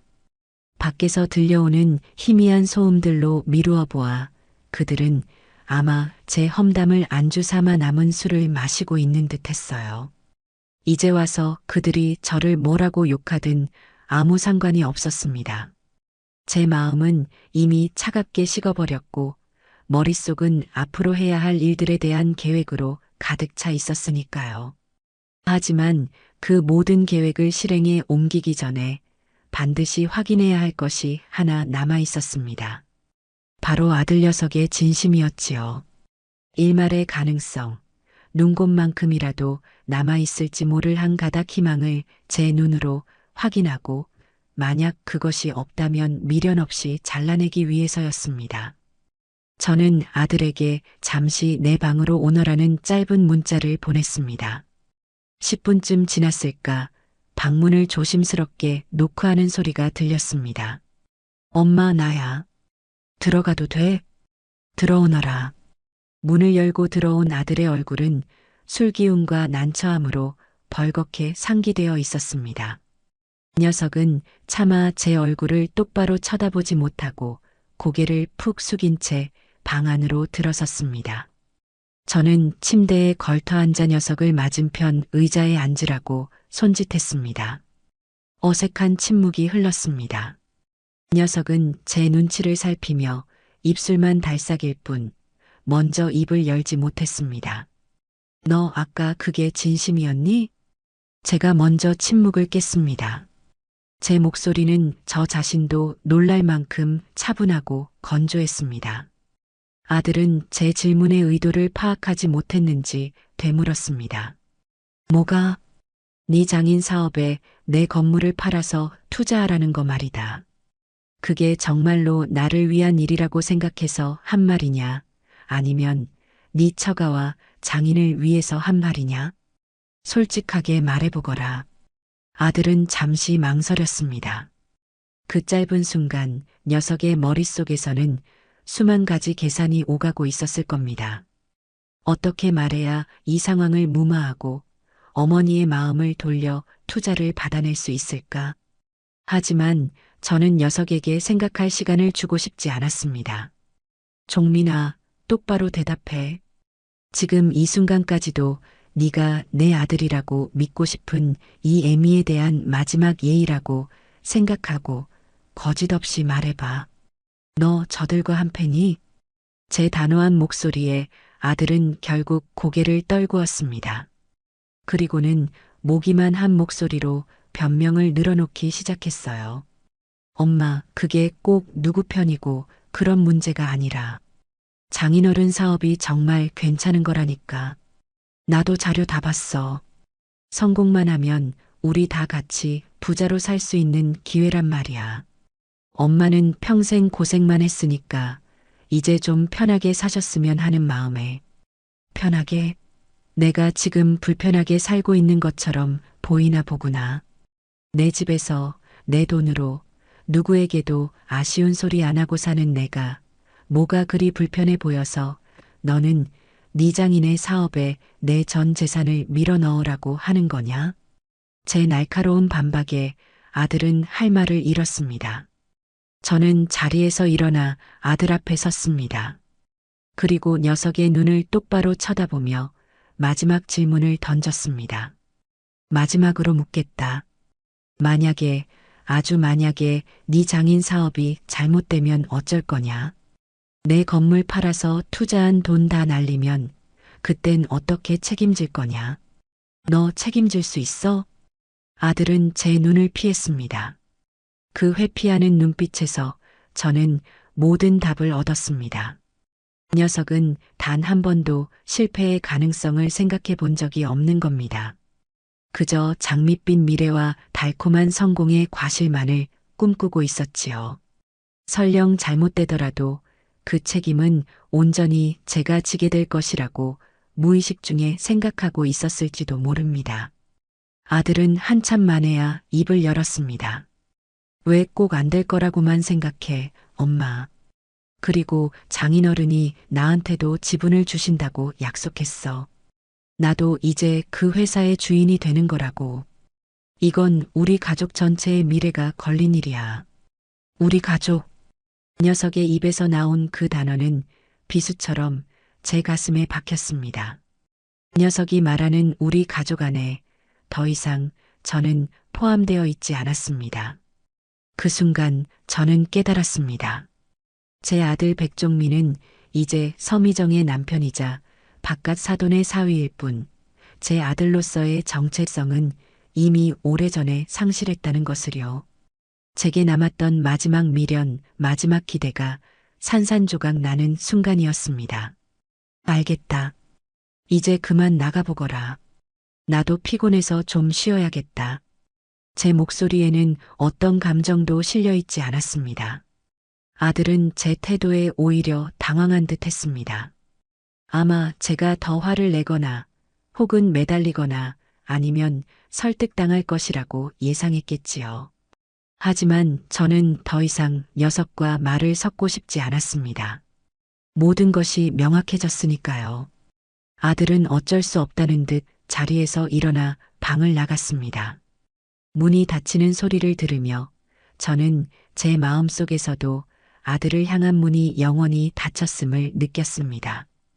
이제 더 이상 망설일 이유가 없었습니다. 저는 곧장 휴대폰을 들었습니다. 그리고 조용한 반격을 위한 첫 번째 단추를 꿰기 시작했습니다. 첫 번째 연락 상대는 30년 넘게 제 곁에서 꾸준히 일을 도맡아 처리해준 박 변호사였습니다. 늦은 시간이었지만 그는 제 전화를 받았습니다. 사모님, 이 밤중에 웬일이십니까? 무슨 급한 일이라도 생기셨습니까? 박 변호사님, 미안합니다. 내일 아침 일찍 좀 뵐 수 있을까요? 아주 중요한 일입니다. 유언장 공증이랑 재산 신탁 관련해서 처리할 일이 생겼습니다. 제 차분하지만 단호한 목소리에 박 변호사도 사태의 심각성을 직감한 듯 했습니다. 알겠습니다, 사모님. 내일 오전 9시에 사무실에서 뵙지요. 오시면 바로 처리할 수 있도록 미리 준비해 놓겠습니다. 전화를 끊고 저는 곧바로 다음 상대에게 연락했습니다. 강남에서 가장 일 잘하기로 소문난 부동산 중개인이자 제 상가 건물을 오랫동안 관리해 준 곳 사장이었습니다. 고 사장 나예요. 밤늦게 미안해요. 다름이 아니라 내 상가 건물 말인데 그거 신탁회사에 맡기려고 하는데 절차 좀 알아봐 줄 수 있어요? 내 허락 없이는 아들을 포함해서 그 누구도 손댈 수 없도록 아주 단단하게 묶어버릴 수 있는 방법으로요. 고 사장은 잠시 놀란 듯 했지만 이내 제 의도를 파악하고 차분하게 대답했습니다. 네, 사모님. 걱정 마십시오. 사모님 뜻대로 완벽하게 처리할 수 있는 방법이 있습니다. 내일 변호사님 만나 뵙고 나서 저한테 바로 연락 주십시오. 필요 서류부터 신탁회사 선정까지 일사천리로 진행해 드리겠습니다. 두 통의 전화를 마치고 나니 마음이 이상할 정도로 평온해졌습니다. 마치 오랫동안 저를 짓누르고 있던 무거운 짐을 내려놓은 기분이었습니다. 이제 모든 준비는 끝났습니다. 남은 것은 이 지긋지긋한 여행을 마무리하고 제 계획을 실행에 옮기는 것뿐이었습니다. 저는 잠시 침대에 누워 눈을 감았습니다. 그리고는 잠시 후 아무 일도 없었다는 듯이 방을 나섰습니다. 거실에서는 여전히 네 사람이 심각한 표정으로 이야기를 나누고 있었습니다. 저를 발견하고는 모두 입을 다물고 제 눈치를 살폈습니다. 저는 그들을 향해 일부러 온화한 미소를 지어 보였습니다. 제 갑작스러운 태도, 변화에 그들은 어리둥절한 표정을 지었습니다. 다들 아직 안 자고 있었구나. 아까는 내가 너무 예민하게 굴어서 미안하다. 늙은이가 속이 좁아서 그랬다고 생각해 다오. 제 사과에 네 사람의 얼굴에 서서히 화색이 돌기 시작했습니다. 특히 며느리의 얼굴에는 역시 별 수 없구나는 안도감과 경멸이 뒤섞인 미소가 떠올랐습니다. 그들은 제 사과를 제가 그들의 제안을 재고하고 있다는 신호로 받아들인 모양이었습니다. 아니에요, 어머니. 저희가 너무 성급하게 말씀드려서 어머니께서 놀라신 거죠. 저희가 죄송해요. 며느리가 살갑게 다가와 제 팔짱을 꼈습니다. 저는 그 손을 뿌리치지 않았습니다. 대신 더 활짝 웃으며 말했습니다. 됐다. 다 지난 일인데 뭘. 그나저나 다들 어젯밤에 마신 술 때문에 속이 좋지 않을 텐데 내일 아침은 내가 아주 특별한 해장국을 끓여줘야겠다. 내가 평생 식당하면서 개발한 비법 육수로 끓인 건데 한 그릇 먹고 나면 속이 확 풀릴 게다. 제 말에 그들의 얼굴에는 숨길 수 없는 희망이 피어올랐습니다. 제 마음이 완전히 돌아섰다고, 그래서 투자를 받을 수 있을 거라고 착각하기 시작한 것이지요. 바깥 사돈은 신이 나서 말했습니다. 아이고, 사부인. 정말입니까? 사부인의 비법 해장국이라니 벌써부터 기대가 됩니다. 역시 사부인밖에 없습니다. 그럼 기대해도 좋다. 그러니 오늘은 다들 그만 들어가서 푹 자거라. 내일 아침 아주 개운하게 시작하게 해줄 테니. 저는 인자한 어머니이자 너그러운 시어머니 그리고 통 큰 사부인의 역할을 완벽하게 연기했습니다. 그들은 제 연기에 감쪽같이 속아 넘어갔습니다. 그들은 기분 좋게 각자의 방으로 흩어졌습니다. 아마도 그들은 잠자리에 누워 제 건물을 팔아치운 돈으로 무엇을 할지 행복한 상상을 하고 있었을 겁니다. 하지만 그들은 꿈에도 모르고 있었겠지요. 제가 끓여주겠다는 그 특별한 해장국은 사실상 제가 그들에게 차려주는 마지막 식사, 마지막 만찬이 될 것이라는 사실을 말입니다. 저는 텅 빈 거실에 홀로 서서 창밖의 어두운 바다를 바라보며 조용히 속삭였습니다. 잘 가거라. 나의 어리석었던 아들과 탐욕스러웠던 너희들. 다음 날 새벽 알람이 울리기도 전에 저는 눈을 떴습니다. 동이 트기 전에 새벽 공기는 차갑고 고요했습니다.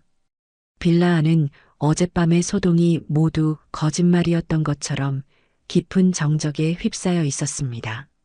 저는 소리를 내지 않도록 조심하며 침대에서 내려와 어젯밤 미리 꾸려두었던 작은 가방을 챙겼습니다. 그 안에는 지갑과 휴대폰, 그리고 갈아입을 옷까지 하나가 전부였습니다. 나머지 짐들은 모두 이곳에 버려두고 갈 참이었습니다. 과거의 인연을 정리하듯 불필요한 모든 것을 남겨두고 떠나는 것이었습니다. 저는 살금살금 고양이처럼 방을 빠져나와 거실로 향했습니다. 모두가 깊은 잠에 빠져 있는지 희미한 숨소리 외에는 아무 소리도 들리지 않았습니다. 저는 어둠 속에서 더듬더듬 테이블을 찾아 그 위에 제가 밤새 쓴 짧은 메모지 한 장을 올려두었습니다. 그리고는 잠시 동안 잠들어 있는 그들의 방문을 하나씩 바라보았습니다. 아들의 방문, 며느리의 방문, 사돈 부부의 방문. 저 문들 너머에서 그들은 아마 행복한 꿈을 꾸고 있겠지요. 하지만 그 꿈에서 깨어났을 때 그들을 기다리고 있는 것은 지독한 현실일 겁니다. 저는 더 이상 그들에게 어떤 연민도 느끼지 않았습니다. 모든 것은 그들이 자초한 일이었으니까요. 새벽 4시 정각. 빌라 밖에서 희미하게 자동차 엔진 소리가 들려왔습니다. 제가 어젯밤 미리 예약해둔 택시였습니다. 저는 마지막으로 집안을 한번 둘러본 뒤 미련 없이 현관문을 열고 밖으로 나섰습니다. 차가운 새벽 공기가 뺨에 와닿는 감촉이 상쾌하게 느껴졌습니다. 택시에 올라타자 기사님이 제 행색을 보고는 조심스럽게 물었습니다. 사모님, 어디로 모실까요? 서울로 갑시다. 최대한 빨리요. 택시는 부드럽게 출발했습니다. 백미러를 통해 점점 멀어지는 풀빌라의 모습을 보며 저는 길고 길었던 악몽에서 드디어 깨어나는 기분이었습니다.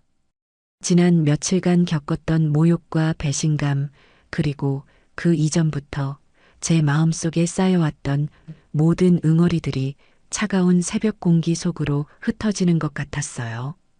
이제 다시는 돌아오지 않을 곳이었습니다. 서울로 향하는 고속도로는 텅 비어 있었습니다. 택시는 거침없이 어둠을 뚫고 달렸습니다.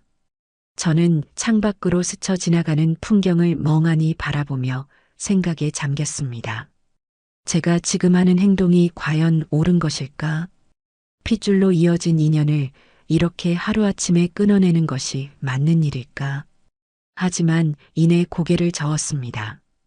핏줄이 밥을 먹여주는 것은 아니었습니다. 평생을 자식이라는 이름의 굴레에 갇혀 제 모든 것을 희생하고 헌신했지만 제게 돌아온 것은 배신과 탐욕뿐이었습니다. 이제는 그 굴레에서 벗어나 온전히 김숙자라는 제 이름 석자로 살아가야 할 때였습니다. 날이 밝아오기 시작할 무렵 택시는 서울에 진입했습니다. 저는 기사님께 통신사 직영점이 가장 먼저 문을 여는 곳으로 가달라고 부탁했습니다. 통신사 문이 열리기를 기다렸다가 저는 첫 번째 손님으로 들어갔습니다. 그리고는 망설임 없이 말했어요. 전화번호 바꾸려고요. 지금 당장요. 직원은 의아한 표정을 지었지만 이내 제 단호한 태도에 군말 없이 업무를 처리하기 시작했습니다. 수십 년간 써왔던 제 인생의 희로애락이 모두 담겨 있던 번호였습니다.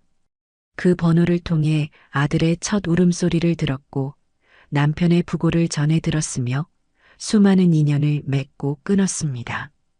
그 번호를 없앤다는 것은 제 과거의 상당 부분을 지워버리는 것과 같은 의미였습니다.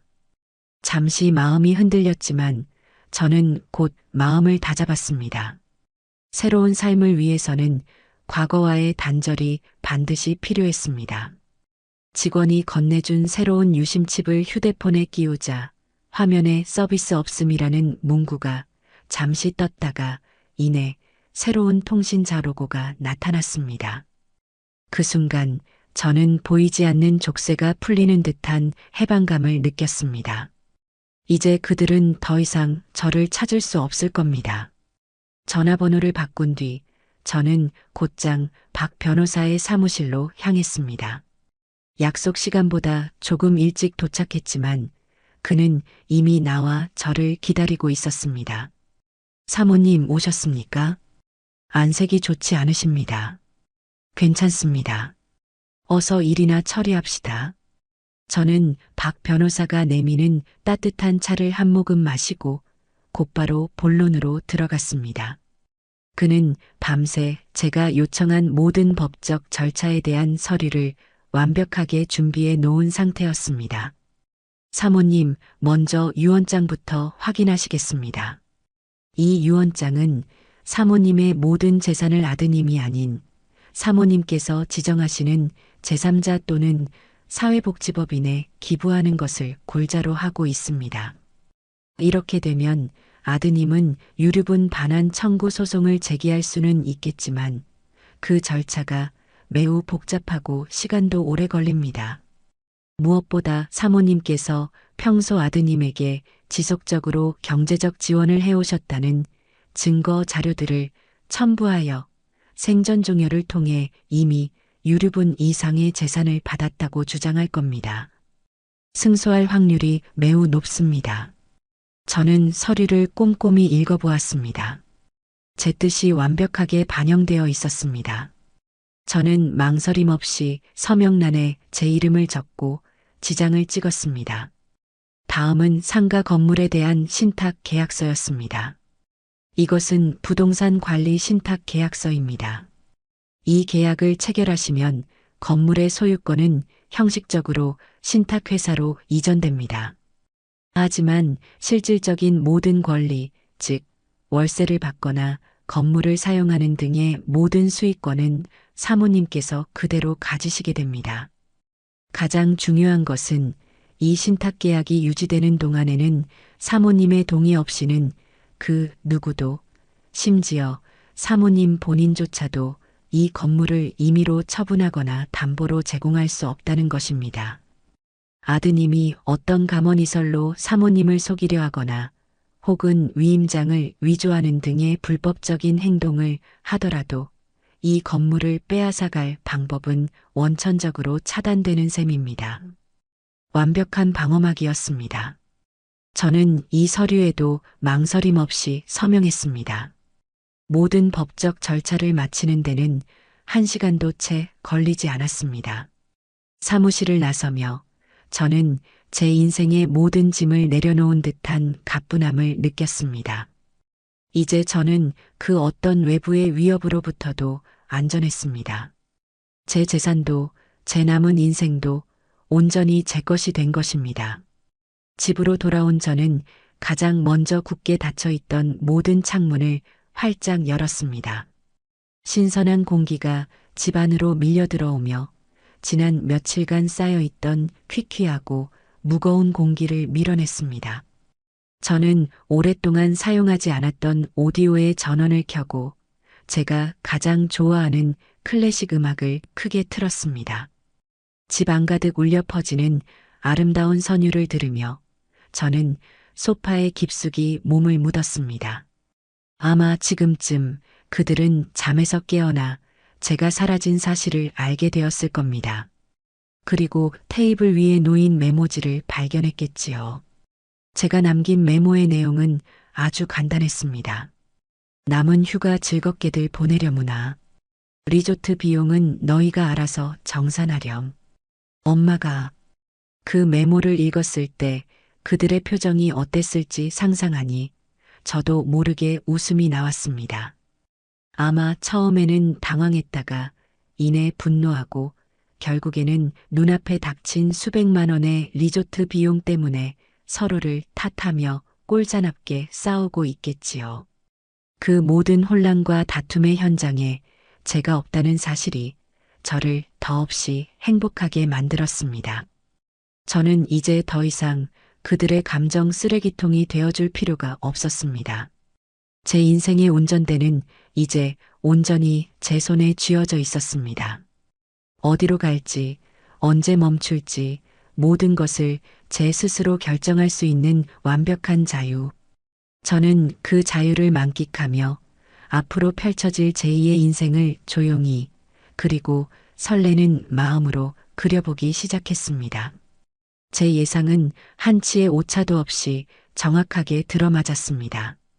훗날 제가 사돈 부부와 같은 동네에 살던 지인을 통해 전해 들은 이야기는 한편의 코미디나 다름없었습니다. 그날 아침 제가 끓여주겠다던 특별한 해장국을 기대하며 늦잠을 자고 일어난 그들은 텅 빈 제 방과 덩그러니 남겨진 짐들을 보고서야 상황의 심각성을 깨달았다고 합니다. 처음에는 제가 아침 산책이라도 나간 줄 알았지만 아무리 기다려도 돌아오지 않고 전화기는 꺼져 있다는 안내만 반복되자 불안감에 휩싸이기 시작했습니다. 그러다 거실 테이블 위에 놓인 제 메모지를 발견한 며느리가 비명을 지르듯 그것을 읽었고 빌라 안은 순식간에 아수라장이 되었습니다. 어머니가 우리 버리고 그냥 가셨어. 리조트 비용은 우리더러 알아서 하래. 며느리의 말에 모두가 충격에 휩싸였습니다. 특히 바깥 사돈은 눈앞의 현실을 믿을 수 없다는 듯 메모지를 빼앗아 몇 번이고 다시 읽었다고 합니다.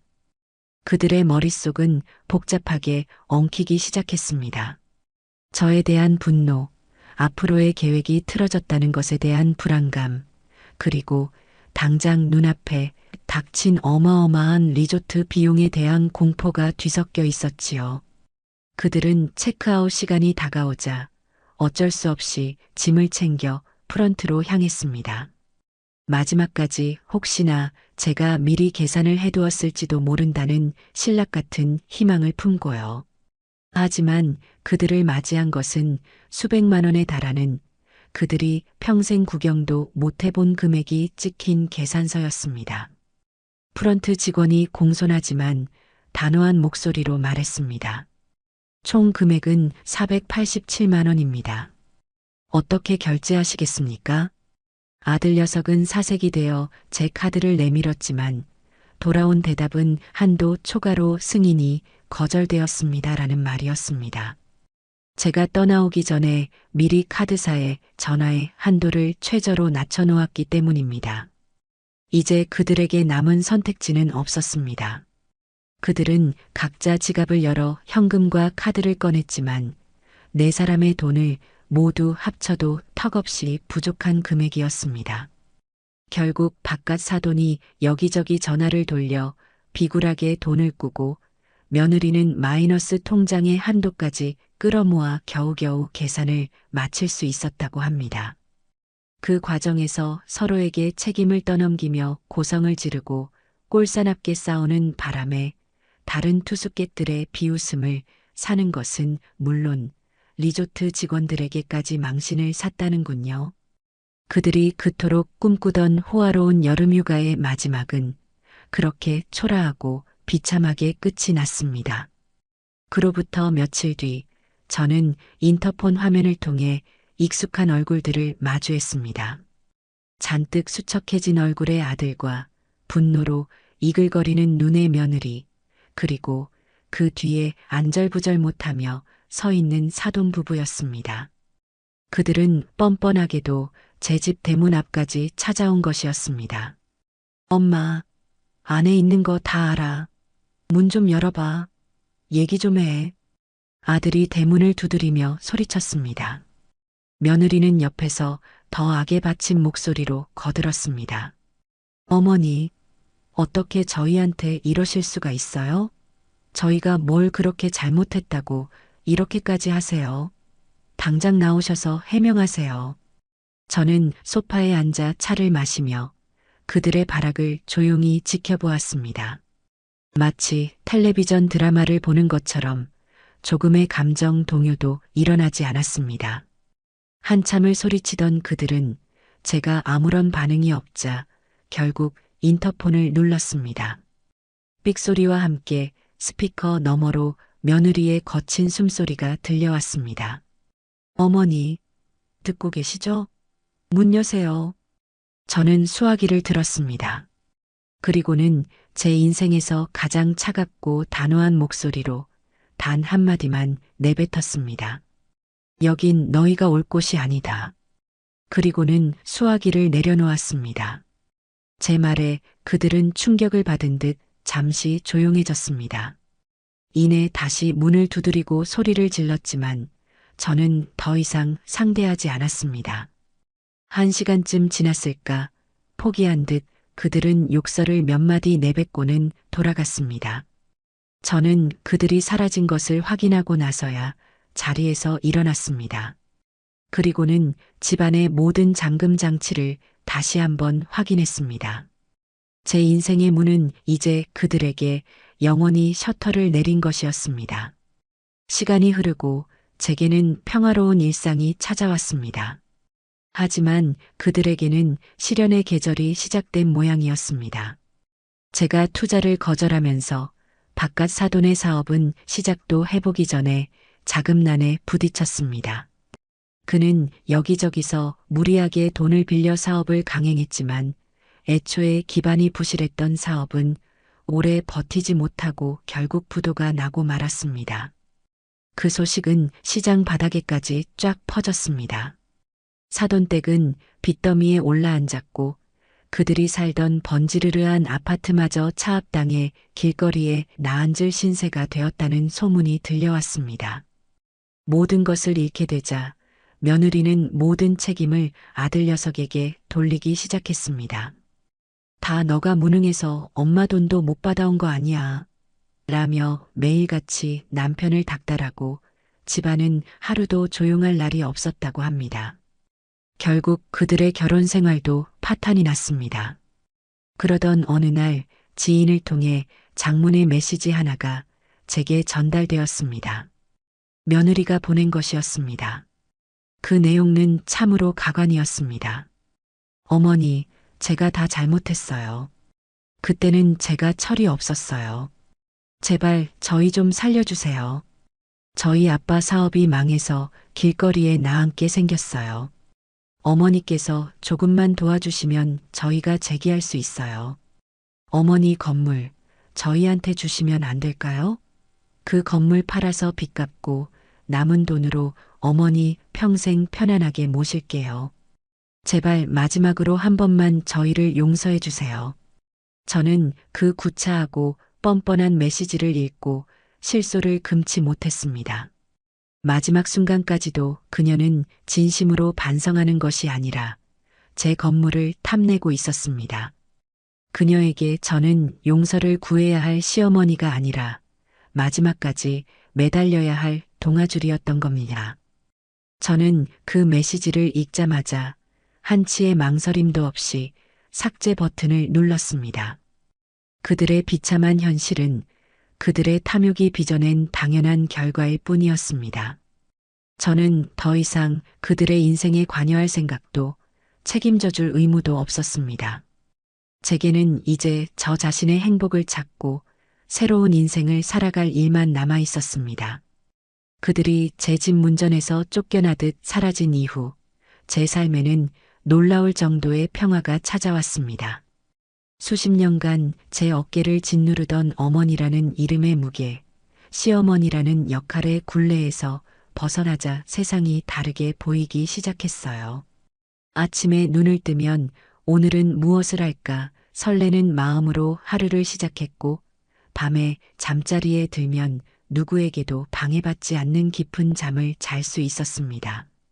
하지만 제가 온전한 자유를 얻기 위해서는 몇 가지 정리가 더 필요했습니다. 법적, 물리적 단절을 넘어 저를 올가매고 있던 낡은 관계들을 제 손으로 직접 끊어내는 과정이었지요. 그 시작은 친척들과의 관계 정리였습니다. 제가 아들 내외와 연을 끊었다는 소문은 삽시간에 친척들 사이에 퍼져나갔습니다. 아니나 다를까 며칠 뒤 제게 시누이, 그러니까 아들 녀석에게는 고모가 되는 사람에게서 전화가 걸려왔습니다. 바뀐 제 번호를 어떻게 알아냈는지는 아직도 모르겠네요. 새언니, 저예요. 그동안 별일 없으셨어요? 그래, 아가씨. 오랜만이네. 무슨 일이야? 제 무미건조한 목소리에 시누이는 잠시 머뭇거리다가 본론을 꺼냈습니다. 새언니, 제가 소문을 좀 들었는데. 정말이에요? 정말 종민이랑 의절하신 거예요? 소문이 아니라 사실이야. 아니, 새언니, 어떻게 그러실 수가 있어요? 세상에 자식이랑 연을 끊는 부모가 어디 있어요? 종민이가 뭘 그렇게 잘못했다고. 시누이의 목소리는 점점 격앙되었습니다. 아마 아들 녀석이 제게 연락이 닿지 않자 친척들을 동원해 저를 압박하기 시작한 것이겠지요. 저는 한숨을 내쉬며 시누이의 말을 끊었습니다. 아가씨, 아가씨는 종민이가 뭘 잘못했는지 모르지? 모르죠. 알 필요도 없고요. 부모 자식 사이에는 잘못하고 말고가 어디 있어요. 다 품어주고 용서해줘야 그게 부모지. 그래. 그럼 아가씨는 아가씨 자식이 아가씨 전 재산을 팔아치워서 재장인 빚 갚는데 쓰겠다고 해도 품어주고 용서해줄 수 있겠네? 제 말에 시누이는 순간 할 말을 잃었습니다. 제가 겪은 일의 전말을 전부 알지는 못했겠지만 제 단호한 목소리에서 무언가 심상치 않은 일이 있었음을 직감한 모양이었습니다. 그게 무슨 자세한 내막까지 아가씨가 알 필요는 없어. 다만 이것 하나만 알아둬. 내가 내린 결정이고 나는 이 결정을 절대 번복할 생각이 없어. 그리고 이건 우리 집안 일이야. 아가씨가 더 이상 이 일에 끼어들어서 왈가왈부하지 않았으면 좋겠네. 만약 앞으로 한 번만 더 이 일로 나를 귀찮게 하면 나는 아가씨랑도 인연을 끊을 생각이야. 내 말 무슨 뜻인지 알겠어? 제 싸늘한 경고에 시누이는 아무 대답도 하지 못했습니다. 저는 잠시 기다려주다가 대답이 없자 그냥 전화를 끊어버렸습니다. 그 전화 이후 저를 찾아오거나 연락하는 친척은 아무도 없었습니다. 그들은 독한 사람이라며 제 뒤에서 수군거렸을지도 모릅니다. 하지만 상관없었습니다. 불필요한 감정 소모와 무의미한 관계에 얽매여 사느니 차라리 독한 사람으로 혼자 사는 편이 100배는 더 행복했으니까요. 인간관계를 정리하고 나니 제게는 온전히 저만을 위한 시간이 주어졌습니다. 저는 그동안 하고 싶었지만 자식을 키우고 가게를 운영하느라 엄두도 내지 못했던 일들을 하나씩 해보기로 마음먹었습니다. 그 첫 번째는 평생의 꿈이었던 세계 일주를 준비하는 것이었습니다. 물론 한 번에 전 세계를 다 돌아볼 수는 없으니 가장 가고 싶었던 곳부터 차근차근 다녀오기로 했지요. 저는 동네에서 가장 큰 여행사를 찾아갔습니다.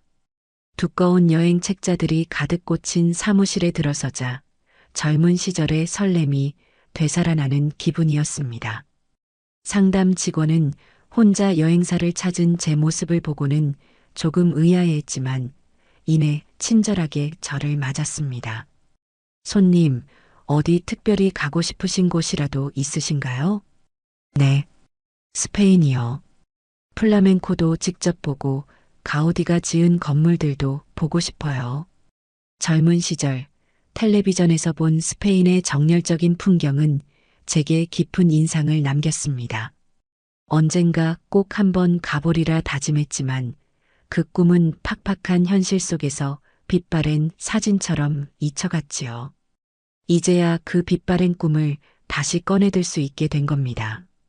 직원은 제게 여러 가지 스페인 여행 상품을 보여주었습니다. 단체로 우르르 몰려다니며 정해진 코스를 도는 패키지 여행부터 자유롭게 원하는 곳을 다닐 수 있는 자유여행까지 종류도 다양했습니다. 저는 이걸로 할게요. 한 달 동안 스페인 전체를 여유롭게 돌아보는 자유여행 상품으로요. 제 선택에 직원은 조금 놀란 눈치였습니다. 제 나이의 여자 혼자, 그것도 한 달 동안 자유여행을 떠나는 것은 흔한 일이 아니었으니까요. 손님, 괜찮으시겠어요? 자유여행은 직접 길도 찾으셔야 하고 언어 문제도 있을 수 있는데요. 괜찮아요. 지금부터 배우면 되죠. 길이야 물어 가면 될 테고. 이 나이까지 식당 하나 운영하면서 산전수전 다 겪었는데 그까짓 거 하나 못하겠어요? 제 당당한 대답에 직원은 이내 미소를 지으며 고개를 끄덕였습니다. 저는 그 자리에서 바로 비행기 표와 숙소를 예약했습니다. 집으로 돌아오는 길에 서점에 들러 스페인어 회화책과 여행 가이드북도 여러 권 샀습니다. 그날부터 제 하루는 스페인으로 채워지기 시작했습니다. 아침에는 스페인어 단어를 외우고 오후에는 가이드북을 보며 여행 동선을 짰으며 저녁에는 인터넷으로 스페인 관련 다큐멘터리를 찾아보았습니다. 아들과 며느리에게 얽매여 살았던 지난 세월이 까마득하게 느껴질 만큼 하루하루가 새롭고 즐거웠습니다. 그러던 어느 날 저는 우연히 지역 신문에서 보육원 아이들을 위해 식사 봉사를 할 자원봉사자를 구한다는 작은 광고를 보게 되었습니다. 그 순간 제 머릿속에 번개처럼 스치는 생각이 있었습니다. 평생을 해온 요리. 그것은 제게 생계 수단이자 고단한 노동이었지만 동시에 제가 가장 잘하고 가장 자신 있는 일이기도 했습니다. 제 재능을 좋은 곳에 쓸 수 있다면 그것 또한 새로운 삶의 큰 기쁨이 될 수 있겠다는 생각이 들었어요. 저는 망설임 없이 광고에 적힌 번호로 전화를 걸었습니다. 그리고 며칠 뒤 두근거리는 마음으로 보육원을 찾아갔습니다. 낡고 허름한 건물이었지만 그 안은 아이들의 웃음소리로 가득 차 있었습니다. 원장님은 제 이력을 듣고는 두 손을 잡으며 반가워했습니다. 어머님께서 평생 식당을 하셨다고요? 아이고, 저희에게는 정말 하늘이 내려주신 천사나 다름없으십니다. 그날부터 저는 일주일에 3번 보육원을 찾아 아이들을 위한 식사를 만들기 시작했습니다. 신선한 재료를 제 돈으로 직접 사가고 성장기 아이들의 영양을 고려해 식단을 짰습니다. 제가 만든 음식을 아이들이 맛있게 먹어줄 때마다 저는 전에 느껴보지 못했던 깊은 보람과 행복을 느꼈습니다. 아이들은 처음에는 저를 낯설어 했지만 이내 요리 할머니라 부르며 저를 따르기 시작했습니다. 어느 날은 제가 정성껏 끓인 닭볶음탕을 먹던 한 아이가 제게 다가와 수줍게 말했습니다. 할머니가 해준 밥이 세상에서 제일 맛있어요. 우리 엄마가 해준 밥보다 더요. 그 말을 듣는 순간 제 눈시울이 뜨거워졌습니다. 핏줄로 이어진 제 아들에게서는 단 한 번도 들어보지 못했던 말이었습니다. 피 한 방울 섞이지 않은 이 아이들의 순수한 마음 속에서 저는 진짜 가족의 정이라는 것이 무엇인지를 어렴풋이 깨닫고 있었습니다. 제 재산을 탐내던 아들과 며느리의 가식적인 효도와는 비교할 수 없는 따뜻하고 진실된 마음이었습니다. 저는 아이들의 머리를 쓰다듬어주며 다짐했습니다. 앞으로 남은 인생, 이 아이들을 위해 그리고 나 자신을 위해 살아가겠다고. 더 이상 과거에 얽매여 슬퍼하거나 분노하지 않고 오직 현재의 행복에만 집중하며 살아가겠다고 말입니다. 그것이 바로 제가 찾은 새로운 삶의 방식이었습니다. 제가 스페인 여행 준비와 보육원 봉사활동으로 하루하루를 바쁘고 보람차게 보내고 있는 동안 아들 녀석의 세상은 빠른 속도로 무너져 내리고 있었습니다. 그 소식은 제가 거래하는 부동산의 고 사장을 통해 간간히 들려왔습니다. 고 사장은 강남 일대의 부동산 소식에 헌한 사람이었고 자연스럽게 여러 소문들을 접할 수 있었지요. 사모님, 들으셨습니까? 백서방네 결국 이혼 서류에 도장을 찍었다고 합니다. 어느 날 사무실에 들른 제게 고 사장이 조심스럽게 말을 꺼냈습니다. 저는 찻잔을 든 채 아무 말 없이 그를 쳐다보았습니다. 제 표정에 어떤 변화도 없자 그는 안심하고 말을 이었습니다. 사돈댁 사업이 완전히 망하고 빚더미에 올라앉자 며느님이 남편을 들들 볶기 시작한 모양입니다. 매일같이 너는 무능해서 처가 하나 못 살리냐. 너네 엄마한테 가서 돈이든 건물이든 당장 받아오라고 악을 썼다고 하더군요. 백서방도 처음에는 쩔쩔매다가 나중에는 지쳤는지 이 모든 게 당신네 식구들 탐욕 때문에 시작된 거 아니냐고 맞서면서 매일같이 집안이 전쟁터였다고 합니다. 눈에 선한 풍경이었습니다. 돈이라는 공동의 목표가 사라지자 그들의 관계를 지탱해주던 마지막 끈마저 끊어져 버린 것이지요. 탐욕으로 맺어진 관계의 당연한 끝이었습니다. 결국 며느님이 먼저 이혼하자고 했다더군요. 위자료랑 재산 분할을 요구했는데 백서방 명의로 된 재산이 하나도 없으니 가져갈 것도 없었겠지요. 그렇게 지저분하게 싸우다가 얼마 전에 남남이 되었다고 합니다. 며느님은 지금 빚쟁이들을 피해 친척 집을 전전하고 있다는 소문도 들리고요. 저는 잠자코 차만 마셨습니다. 그들의 파국적인 결말에 대해 저는 어떤 감정도 느끼지 않았습니다. 슬픔도 분노도 심지어 통쾌함도 아니었습니다. 그저 올 것이 왔구나 하는 담담한 마음뿐이었습니다. 그것은 제가 내린 심판이 아니라 그들 스스로가 선택한 결과였으니까요. 그 후로도 몇 달의 시간이 흘렀습니다. 아들에 대한 소식은 더 이상 들려오지 않았습니다.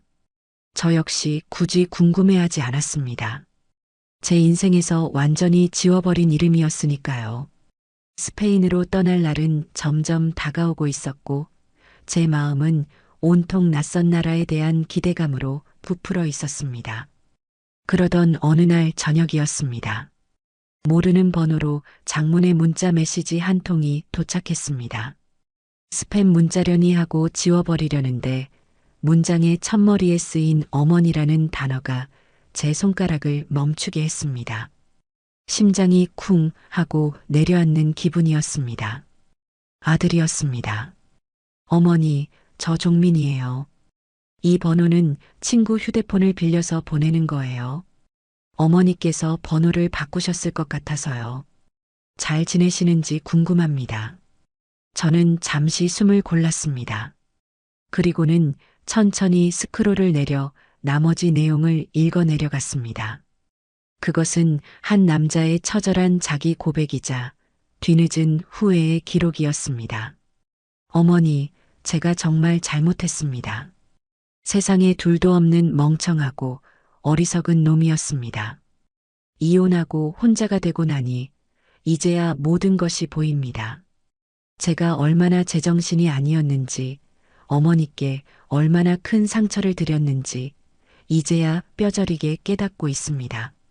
서미정 씨와 그 가족들은 처음부터 제 돈이 아니라 어머니의 돈을 보고 접근했던 거였습니다. 저는 그들의 감언이설에 눈이 멀어, 제 욕심에 눈이 멀어, 제 평생의 가장 큰 버팀목이었던 어머니를 헌신짝처럼 내버렸습니다. 용서받지 못할 죄를 지었습니다.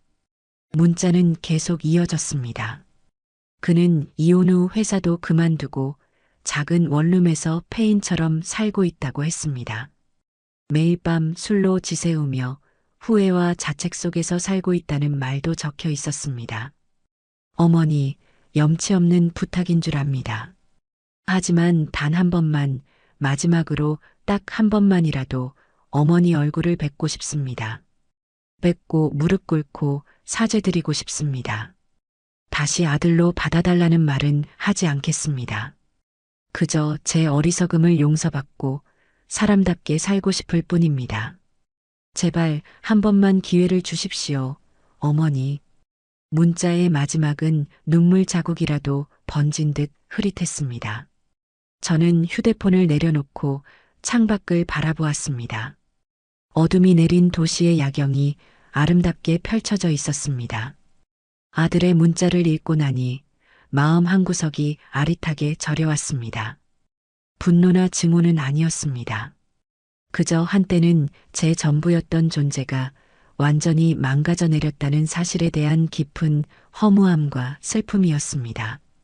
잠시 동안 저는 흔들렸습니다.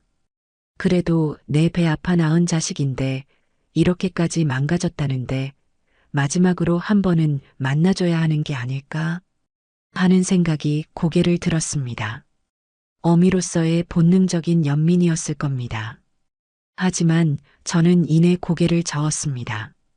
지금 제가 느끼는 이 연민은 제 남은 인생을 다시 한번 수렁으로 밀어넣을 수 있는 위험한 독이었습니다. 녀석이 흘리는 눈물은 진정한 반성의 눈물일까요?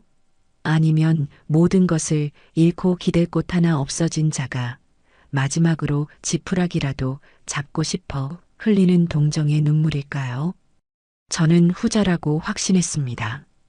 만약 제가 지금 녀석을 만나주고 용서해준다면 녀석은 분명 다시 제게 기대려 할 것입니다. 처음에는 그저 밥 한 끼, 잠자리 하나로 시작되겠지만 결국에는 다시 제 인생의 거머리처럼 달라붙어 저를 갉아먹겠지요. 저는 이 평화로운 일상을 제 손으로 쟁취한 이 완벽한 자유를 다시는 빼앗기고 싶지 않았습니다. 아들의 인생은 이제 아들 스스로가 책임져야 할 몫이었습니다. 넘어져도 제 힘으로 일어나야 하고 망가졌어도 제 힘으로 다시 자신을 일으켜 세워야 했습니다. 제가 해줄 수 있는 것은 아무것도 없었고 또 해주고 싶지도 않았습니다. 저는 잠시 동안 아들의 문자를 말없이 내려다보았습니다. 그리고는 어떤 감정의 동요도 없이 그 문자를 꾹 눌러 삭제해버렸습니다. 제 휴대폰 화면에서 아들의 마지막 절규가 사라지는 순간 제 마음속에 남아있던 마지막 미련의 찌꺼기마저 깨끗하게 사라지는 기분이었습니다. 창밖의 야경은 여전히 아름다웠고 제 마음은 다시 평온을 되찾았습니다. 흔들리지 않는 마음. 그것은 제가 지난 세월의 고통 속에서 얻어낸 가장 값진 보물이었습니다. 드디어 스페인으로 떠나는 날이 밝았습니다. 이른 아침부터 공항으로 향하는 제 발걸음은 구름 위를 걷는 것처럼 가벼웠습니다. 커다란 여행 가방 하나를 끌고 공항에 들어서는 순간 저는 완전히 다른 세상에 온 듯한 기분이었습니다. 각기 다른 언어와 다른 목적지를 가진 수많은 사람들이 설렘과 기대를 안고 분주하게 움직이고 있었습니다. 그 활기찬 에너지 속에서 저는 더 이상 외로운 늙은이가 아니었습니다. 새로운 세상을 향해 첫 발을 내딛는 당당한 한 명의 여행자였습니다. 출국 수속을 모두 마치고 비행기 탑승을 기다리며 라운지에 앉아 커피를 마시고 있었습니다. 창밖으로는 거대한 비행기들이 굉음을 내며 쉴 새 없이 뜨고 내리고 있었지요. 저는 그 모습을 바라보며 지난 몇 달간의 제 삶을 조용히 되돌아보았습니다. 폭풍 같았던 시간들이었습니다. 하지만 그 폭풍이 지나간 뒤에 제게는 더 단단해진 땅과 더 맑아진 하늘이 남았습니다. 바로 그때 제 휴대폰이 짧게 진동했습니다. 며칠 전 아들이 보냈던 그 친구의 번호였습니다. 또다시 장문의 문자가 와 있었습니다. 며칠 동안 제게서 아무런 답이 없자 더욱 애가 달아보낸 모양이었습니다.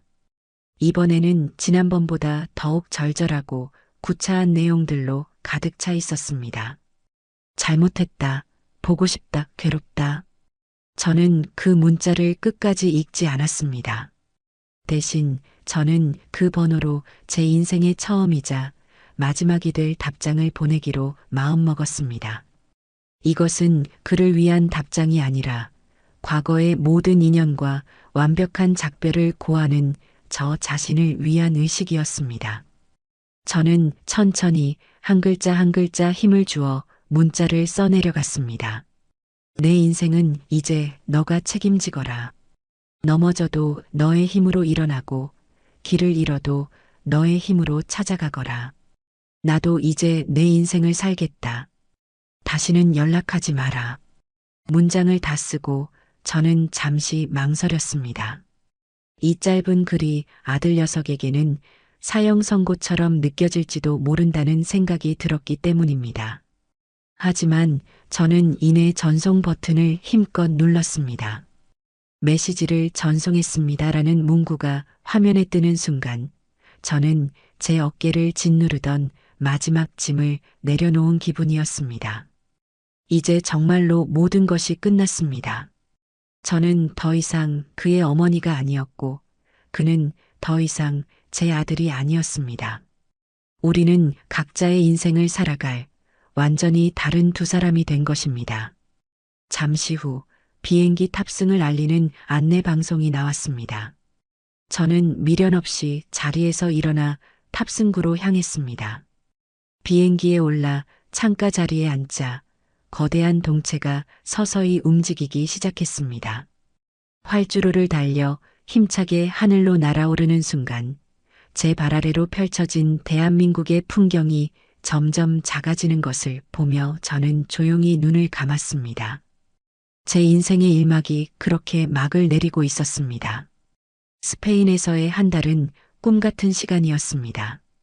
마드리드의 프라도 미술관에서 벨라스케스와 고야의 그림에 감탄하고 세비야의 어느 작은 타블라오에서 심장을 울리는 플라멩코 공연에 넋을 잃었으며 바르셀로나에서는 가우디의 상상력이 빚어낸 경이로운 건축물들 사이를 거닐었습니다. 처음에는 낯설었던 언어와 문화도 시간이 지나면서 점점 익숙해졌습니다. 저는 용기를 내어 서툰 스페인어로 길을 묻고 음식을 주문했으며 시장 상인들과 흥정을 하기도 했습니다. 여행 중에 저는 저처럼 홀로 여행 온 멋진 친구들도 많이 사귀었습니다. 캐나다에서 온 은퇴한 교사, 호주에서 온 젊은 화가, 일본에서 온 사업가. 우리는 나이와 국적은 달랐지만 자유를 사랑하고 새로운 경험을 즐긴다는 공통점 하나만으로 금세 친구가 되었습니다. 우리는 함께 맛있는 음식을 먹고 와인을 마시며 각자의 인생에 대해 이야기했습니다. 그들과의 대화 속에서 저는 세상이 얼마나 넓고 얼마나 다양한 삶이 존재하는지를 깨달았습니다. 아들과 며느리라는 좁은 울타리 안에 갇혀 살았던 지난날의 제가 우물 안개구리처럼 느껴졌습니다. 한 달의 시간이 흐르고 저는 완전히 새로운 사람이 되어 한국으로 돌아왔습니다. 제 얼굴에는 자신감과 활기가 넘쳤고 제 마음은 세상에 대한 긍정적인 에너지로 가득 차 있었습니다. 저는 돌아오자마자 보육원 봉사활동을 다시 시작했고 다음 여행지를 물색하며 새로운 계획을 세웠습니다. 제 인생은 더 이상 과거에 얽매이지 않고 오직 미래를 향해 나아가고 있었습니다. 어느 날 집으로 돌아오니 우편함에 낡은 편지 한 통이 꽂혀 있었습니다. 발신인 주소는 없었지만 봉투 위에 쓰인 제 이름을 보는 순간 저는 직감적으로 누가 보냈는지를 알 수 있었습니다. 아들이었습니다.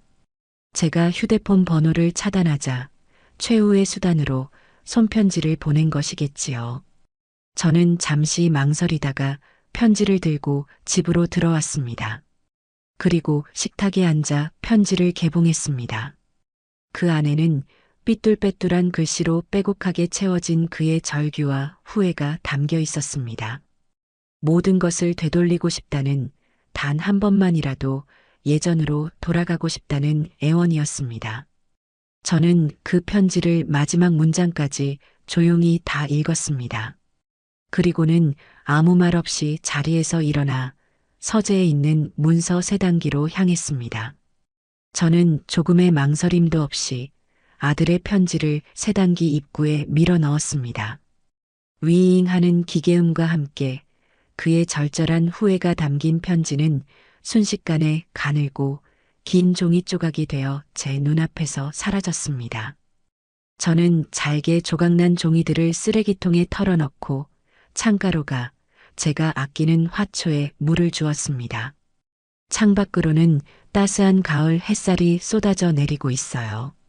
저는 향긋한 국화차를 한 잔 타서 의자에 앉아 그 햇살을 온몸으로 느꼈습니다. 더 이상 제 마음속에는 어떤 분노도 슬픔도 미련도 남아있지 않습니다. 오직 평온함과 자유, 그리고 앞으로 펼쳐질 제 인생에 대한 설렘만이 가득합니다.